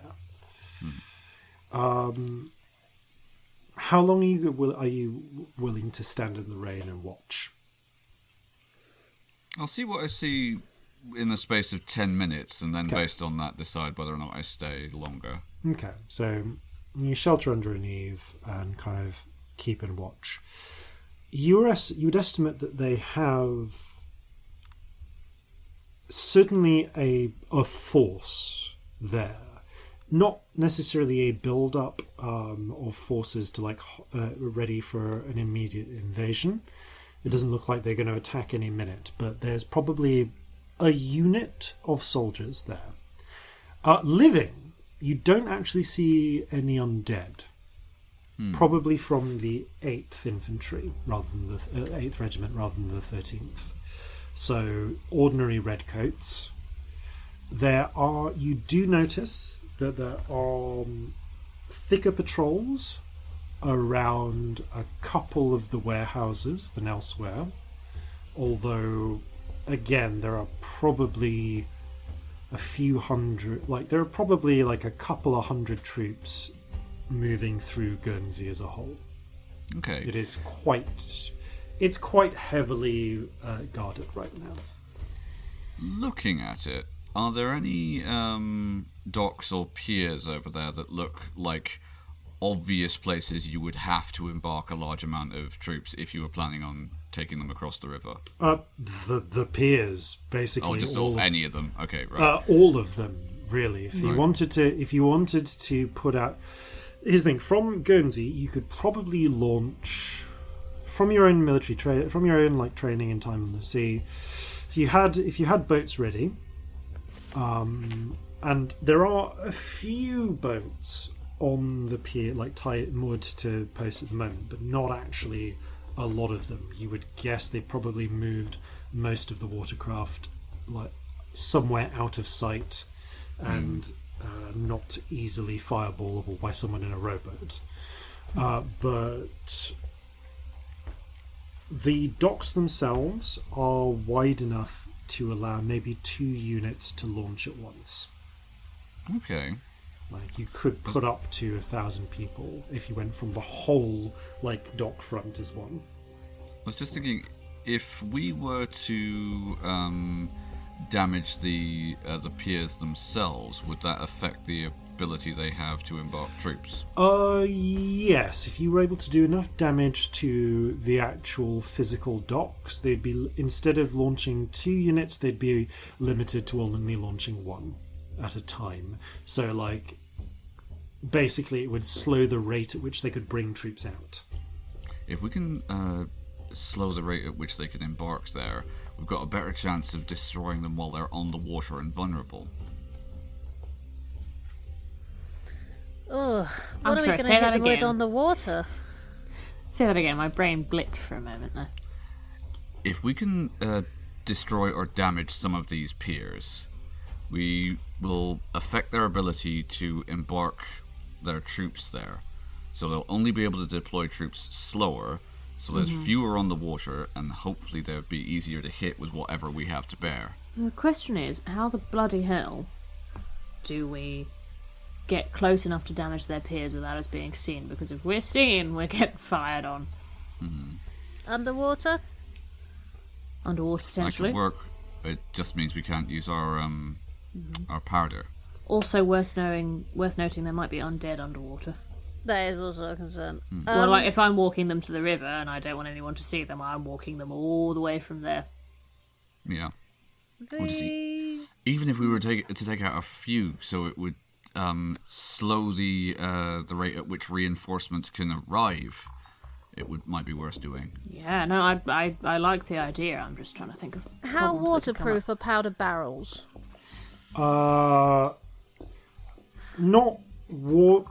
So they're what I would describe as water resistant, not waterproof. So these barrels are usually tarred to prevent rain soaking in. But you couldn't submerge. But I wouldn't necessarily submerge one and expect it all the water. What if they were in a bag of holding? If you can keep the bag of holding solidly, you can keep the bag of holding. If they're in a bag of holding that will not leak, then they'll be fine. But right now the sacks you have are, they're just basically They're basically burlap sacks, aren't they? Yeah, I think so. Those are pretty water permeable. If you could, if they were in an environment that was itself waterproofed, that would be different. What if they floated over there? If they floated over exposed, that would be like to the water. You'd be in similar problems. But like if you could float them on something waterproof, We haven't got Probably anything put together a waterproof. raft easily enough. I mean, there are literally boats on this side. Hold on, they can. I mean, How big would you call a barrel in terms of animate objects? A barrel is definitely at Medium? least large. Okay. But no, this is like, I'm not like a barrel. This isn't like a keg. This is like Yeah. not quite a hogshead, but it's like a barrel that you'd It's- see in a okay. pub. it's like 5 to 6 feet tall. Well, no, 5 feet tall, but wide. Like Oh, okay, big right. boy. Yeah, fine. no, this is like barrel in the classical sense. Barrel. Cool. Okay, and how many would it take to destroy the piers? Potentially a few. So the problem with the piers is that they are fairly spread out. Like the piers as a whole are probably spread out over about. Sorry, I'm just doing some quick calculation here. So that's honestly over about 300 feet of like coastline. And each barrel could probably take out. If you got 10 at a push, and you got them all into place, you could do it. I can only do 3. But I could get 3 barrels to just have a little fly over there, and then I could pop a little bit of a firebolt at them. That'd be something. I can see would work. 6 piers there. If we take out half, that's definitely Yeah, worth but something. one barrel's not going to be enough to take out the pier, is it? No. It'll fuck it up a bit, certainly. But yeah, the problem is that with this sort of power stuff, it would actually be more efficient to use if you had cannons, to use the powder to load cannons and fire those. The problem is that these aren't frag grenades; they're it's just powder. So like a lot of the explosive potential is essentially wasted because proper explosive technology hasn't really been refined yet. I was going to say, we don't even necessarily have to destroy them outright. Just compromise their structural integrity enough that it would be dangerous for them to be used. Yeah, also it does occur to me that if we wanted to float anything over on a boat, I can make it look like there are red coats in it. Very good idea. Yeah. Like it could be an illusory. How close do you have to be? Or is it- 120 feet to cast it. Does it say you need to? I'm just going to check the place handbook. I can't I remember ran if out of you- information on the spell card, That's so, right. So it doesn't say if you have to stay in range or Yeah, not. You might have to major stay in image, range, isn't it? actually, I'm not sure. Up to you. Major image. Major image, There you go. yeah. This is how my campaign 2 character talks. Yeah. It lasts the duration. 2 to 3 years Deb. of this. It's my favourite voice today, I don't know why. No. You don't need to be. You need to be within 120 feet to change what it's doing. But if you set it on a loop, I could just, like, Just a rolling shunt loop. it off. yeah, then they'll just keep doing that. Yeah. Don't get me wrong, we also need a way to, like, get that all the way across the river with nobody else in it, which is a problem. So, not all the problems here are solved, but it was a thought I had. It's a good thought.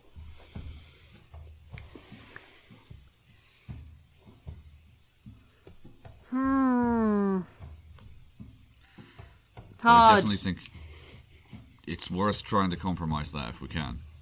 Yeah, I Even wanna some make of it sure might we be worth use it. the stuff we've got at the right place at the right time. All right. Question with the fortifications of this place. Is there somewhere that looks like they might be stockpiling gunpowder? Undercover, perhaps? I mean, your best guess would be one of the 2 heavily guarded warehouses. Right, okay. That's a bit back from the... Yeah. They're not piers. right on top of the pier. Yeah. I mean, one advantage of the rain is that a couple of dark barrels flying quite high up wouldn't necessarily be that visible. No, that's true. High up's harder. True. Just timing wise. Yes, very true. It's going to take almost all the time to get it there, and if we want them to explode, we kind of want to put them under the piers. Yes, you're right. Cuts down the risk of them just getting too damp. I don't know where the best places for these are. I'm just thinking if this is the best thing, maybe it's not. Maybe not. Well, it would feed into the idea that we were trying to compromise their ability to cross at the easiest point, which at the moment is from over there right to here.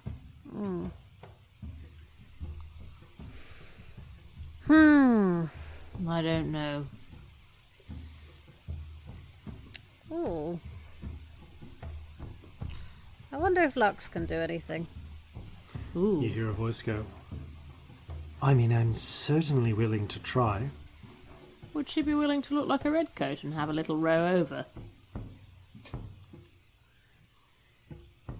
I don't know. Would you? Oh, why not? Well, what are you going to do when you get there? Are you going to be able to... I mean, what do you want me to do? We want to break the piers. I can give it a shot. I don't know how long I'll last before they kill me, but I'll give it a I shot. know, that's the thing. I don't want you to send you out just to get you killed. Oh, I'll live. I mean, I won't, but Yeah. I'll live. I mean, could she do a stealth and put some gunpowder about? Yeah, could you, if I gave you a bag with some gunpowder in it, could you put them under some piers? I mean, I could certainly give it... I could try. Stealth's not really my thing, but I'll give it a shot. You don't do invisible or anything, do you? I do setting things on fire. I mean, that will also come in handy. I do a They're mean made out of ham wood, but they're not going to sandwich. burn in this, and he just gestures to the rain. Well, they might explode. Yeah. Yes. You can set things off underneath them. You need to get a proper inferno if you want to get things really burning in this. I'd say, but you've got black powder. We're not short on gunpowder. I mean, we've got 3 barrels of powder with us. Well, you can get more. There's more on the ship. It might be worth it if we can spare it. We have a lot of gunpowder. And we did Lux, establish could this when you we were get- talking about Could it. you try and get 10 of them under? Like, I mean, you've only got 3 of those little bags to hide them in, so... yeah, how many can I fit in a bag? 3 of them, sure, but you can fit 1 in a bag. I can only get 1 in a bag, so that's a problem. Unless you want to create more bags. Not got the spells, really. Well, actually, I do. It's only 3rd level, isn't it? Yeah, if you want I'm one that doing it only at lasts higher 8 levels to make hours. them last, but... I mean, yeah, if we wanted temporary ones I mean, to I'm a burn. little bit short on spells, but I could do... I couldn't do 10. How long does it take you to make one of those? Not long. Alright. Well, we wouldn't need it I mean, for that long. even if we could get it up to 5, that'd be half. Yeah. Half Yeah, their that's peer gonna- damage is significant. Yeah, that's going to compromise their ability to deploy their forces. Make them slower, at least, in Yeah. coming over. It's getting Lux over there without them being... if they just see a red coat coming from this side, they're not going to trust that. It needs to be stealthy, and I don't know that we can do that. Then being a redcoat means that once they get there, they're not at least going to be suspicious by their very appearance alone. Yep. How fast can you swim? If we can get you waterproof bags. Ooh, how fast could I swim? You have the stats, you tell me how fast. I've forgotten what Lux could be. She... Oh, where's this damn spell gone? I know what. Yeah, I think she's only gets like. I think it's only like 30 feet, that thing, isn't it? Or does it have like a really fast fly/climb speed? I'm just looking for all of the devils. Where are all of the devils gone? Yeah, because she can be. What's the maximum challenge rating? At level 5, if I cast it, it would be 6. Oh no, 5. It's basically the level of the spell, so it's 5, and then it goes I up remember. if I do It's it 30 higher. feet. It's 30 feet. She can do. Oh, one challenge rating 6. I'm misreading that. Regardless, I don't think she has a fly speed, so she doesn't really have like a fast swim speed. So I'm going to say, fat as fast as you can. That's not very fast. Yeah, that's why the boat, really. Yeah, but the boat's not going to get you. Oh, what's this fellow? Hello. Sleepy voice in your ear. You could send me. Oh wait, Oh. no you can't. Yeah, Oh, then what well. were you going to do, CD? Seriously. I'm gonna take a nap. Okay. Well, there's is it just devils or is it fiends? Is this a fiend or is this a devil or a demon? I think it's specifically. No, it's any fiend, isn't it? Yeah. Devil. You summon a devil from the 9 hells. It's devil. I mean, I don't really draw the distinction in this one, so if you want to draw for a demon, feel free. In any There's case, a thing called a Marinoloth, which has a swim speed of 40 feet and 3 times a day can cast control water. sure. You got to control water, you can literally surf it there. Yeah, if it's within the limits of the spell, then It's then a you can. challenge rating 3. Really? Hit points wise, it is not great. All right, so it's like fragile but interesting abilities. It's got 40 hit points and an armor class of okay, 13. it's within your powers. Then she. But it can also control weather. Okay, we'll see how effective that is, but sure. Yeah, I think maybe that's a problem. But yeah, it's from the Tome of Foes. Oh, we're basically looking at the picture actually that's just popped up. It looks like the boatman of the River Styx, Okay. which sure. I'm never sure how it's pronounced. Is it Sharon? Because that feels wrong. It's definitely No, it's, Sharon. it's It's Charon. 400% Sharon. Because I've heard it pronounced Sharon, I'm like, that can't be right. No, Don't it's listen because to- it's spelt the same way as one of the moons of Neptune, I think. Yeah. Don't listen to anyone else. I'm telling you, it's Sharon. They're both wrong. It's definitely not Charon. It's Sharon. Sure. Why Sharon. not? Yep. Okay. So do you want to? So you want them to take the form to have the base stats of a Morenoloth then? Yeah. Okay. But I think we need to cast the bags first, don't we? You do. Yeah. Can we get some waterproof bags, please? Sure. Bags are easily available. For the sake of a silver apiece, you can get some oil-skinned bags. So basically, like oiled up and waterproofed bags. I'm going to put the bags we've already got inside the waterproof bags. Okay. That works, right? Yep. How many of these bags do you want to get? 5? Okay. I can do that. I know that you don't have any silver right now. You get 5 bags. For some reason, inexplicable reason, they've been dyed yellow. So you I will enchant cast those up. the bag spell on 2 of them.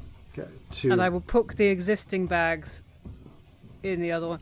When's one of the existing bags is about to pop, isn't it? Yes, tomorrow. Tomorrow. Oh, that's fine. Yeah, we've got enough time though. It's like not within the next 10 minutes or hour or something. That was my concern. Yeah. It's like, So then we need 2 more barrels of gunpowder as well. Right. Can Okay. we get back to the Kraken's Bane and you transport do, them here? you do. Right. Okay, we now have so many barrels of gunpowder. Yep. Costs you the amount I said yes last time. So, okay, you now have 5 barrels of gunpowder. Mm-hmm. That's potentially enough to take out half the docks, which could have a solid effect if you can get it there. Yeah. Now, this is where it's gonna get complicated. Right. Let's have a look at this spell. What happens if I lose concentration? Oh, lose concentration doesn't doesn't discorporate. You just lose control on the bindings. 3d6 minutes then disappears. Okay, but that's not worth risking. We can't have you vanishing within like 3 minutes potentially. I was just thinking I could try and make you invisible, but well, They'll just have to do their best not to be caught. Okay. I mean, you can go underwater with these now, at least. yeah. Right. So if you come up under each pier and put one under, Okay. And then, how do you want me to ignite these? you just need to get back and put them somewhere I can ignite them. Oh, okay. Because I can do that from here, I think. Well, how far away are the piers? 300 feet. Oh, I can do Give or that, no take. problem. Yeah. Can I coordinate with Scamp to point out Yeah. places for Yeah. effective Right. You do. positioning? Okay. Can I give Lux inspiration? Yes, you can. Once they appear. Yeah, once they appear. All right. You kind of coordinate out the places you think will do the most damage, and target sort of the half of the piers. All right then. Now I just need a body. Oh, you are so creepy, you know. Yes. Okay, ideally we want you to look like one of these people over there. Okay. So, where do let's see? Yeah, where do you want to summon Lux? Like Let's go find somewhere a little bit private. alleyway or? Could it be Yeah. underneath one of our own piers? Yeah. That's a good idea. Okay. Yeah, sure. There's nothing that says you need to do this on a solid location. The three of you drop into the water. Well, I I mean, hate doing this one. where's It feels the so tide weird. right now? Tide is kind of like halfway. Okay. So you splash into the water, and you kind of are able to get underneath the piers without having to use your water breathing. Scamp, you cut your thumb and been tracing the circle of blood in the air. I always hate this one.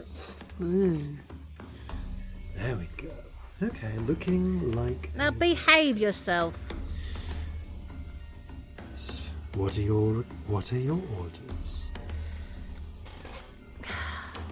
Go and place, as quickly as you can, place the barrels at the places we've said. Hmm? And then, do nothing that will harm our side in the fight. Okay. Here goes. Oh dear. Okay. Corzin and Celestia, you see a purple sort of something come out of one of the skull that Scamp is holding and press into the glyph of blood, which begins to wrap around it, forming into shape. Spindly arms and legs that billow out, clothing that comes into place, and in less than a minute, treading water, you see what appears to be a red coat in red coat clothing, but with perpetually wet, dripping hair and slightly clammy looking cold skin. Bags, please. Behave. Here you go. She takes the bags, ties them to her. Good luck, you creepy thing. Inspiration. She Let us know when you've done them. captures the little flick of rainbow spirit, tucks it into her hair. You'll know. Dives into the water and Oh, down. no. I hate her. Yeah, me too. You watch from the opposite side. Okay. Somehow it's less weird when she doesn't have my face, though. I Oh will... wow, yeah, that's ominous. Okay, so her stealth in this form is +3. She does have... I'm going to say she's advantage because she's coming through the water. Give me 5 stealth checks, please, and I want to see how many of these she gets through before it gets hot. I might have to use that inspiration immediately. It's a D10. No, that is not great. That is 13. Okay. Next one. Come here, you bugger. 16. Okay. 21. I could have done this Okay. in the other order, could I? 18 Okay. and 17. Okay. Things seem... You watch... Corzin, you are just about able to make out a drenched figure pop up under the piers on the other side and lay a series of bags in place. Smart, they made it. Okay. You then see them reach up, connect to the... reach up and with a shuddering rise up on a little tide of water and faintly hear, "Hello, everybody! Let's dance!" And then a lot of gunshots. Cool. Okay, well, that seems like the time to start, doesn't it? Yes. Okay, I'll also give Scamp inspiration. just give me 5 firebolt attacks, please. Okay. Yeah, I can't 27. even help with the carbine. Okay, 28. yep, 21. 18. yep, Dirty 20. okay. Nice. With Nice. Didn't a roll below series a 10 on of... those. No, 18. It was an 8, so Still yeah. enough. The last one actually misses and you have to shoot again. Well, the 18 does. But, because you're hitting a small target far away. But, Yeah, I'm having to use small 3 points for each of these, so Okay. I will. so as you... Did you use They need... your inspiration on any of those? No, you didn't need to. Yeah. No, I could have done. Okay. Oh well. Oh well. With a series of explosions, you see the far pier rocked, and then a few moments, the sounds of gunfire, another explosion, and then silence. There's a little flicker of purple, and to Celestia and Corzin and Scamp, you hear a voice go, "Whew, well, that was a rush. Had to charm someone to get when they spotted me, but not a bad run, all said and done." Thank you for that. I put up a hand like we're in school. I think we should leave before they figure out where the firebolts came from. Yep. Yeah, let's make leave. ourselves scarce. Let's go. Let's Suggestions? go immediately. Bye. Yep. But at this point, you just hear a and dive for the streets as one of those fireballs starts careening into the place you were. As this is happening, there's a moment, Corzin, where you see something out of the corner of one of your eyes, just behind a building, something shadowy. You see it for a moment again. What was that? What? Over there. You turn and look, Scamp, Celestia. Corzin, you see out of the corner of another of your eyes the shadowy, indistinct figure again. And Scamp and Celestia, you turn back to Corzin, having not seen what he saw, and out of thin air, you see a grey, rubbery sort of tendril snake out, grab Corzin by the arm, and pull, and Corzin vanishes from view. Oh. Corzin, you see something appear behind, move with terrifying speed behind you, and it's only as it gets close you realise it's grey. It's completely colourless, and as it grasps you and pulls you, all of the colour fades from the world. And as the colour fades, the sound fades, the rain fades. And as you stare for a moment at a still and silent world, we're going to pick up there in what will be this week's bonus content, which is part of the continuity, because at the time of recording, we are about to go into our Dragon Meat special, which you may have seen live. No spoilers, or I guess now you can do sort of spoilers if you did see it. And this will finally make sense of where this happened. So check that out this coming Saturday, or in the past, via our Twitch stream. Yay! Time. For now, however, thank you all very much for listening. Thank you all very much for playing. And farewell from all of us here at Flintlocks and Fireballs. Fair seas and natural 20s. We're wished to safety, washed by foam. My body might not be my own. A cat, a pug that lost her wings.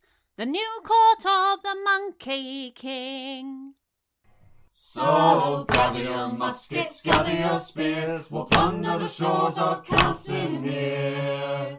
No kraken, storm or spell we fear, so come and sail with us, my dear.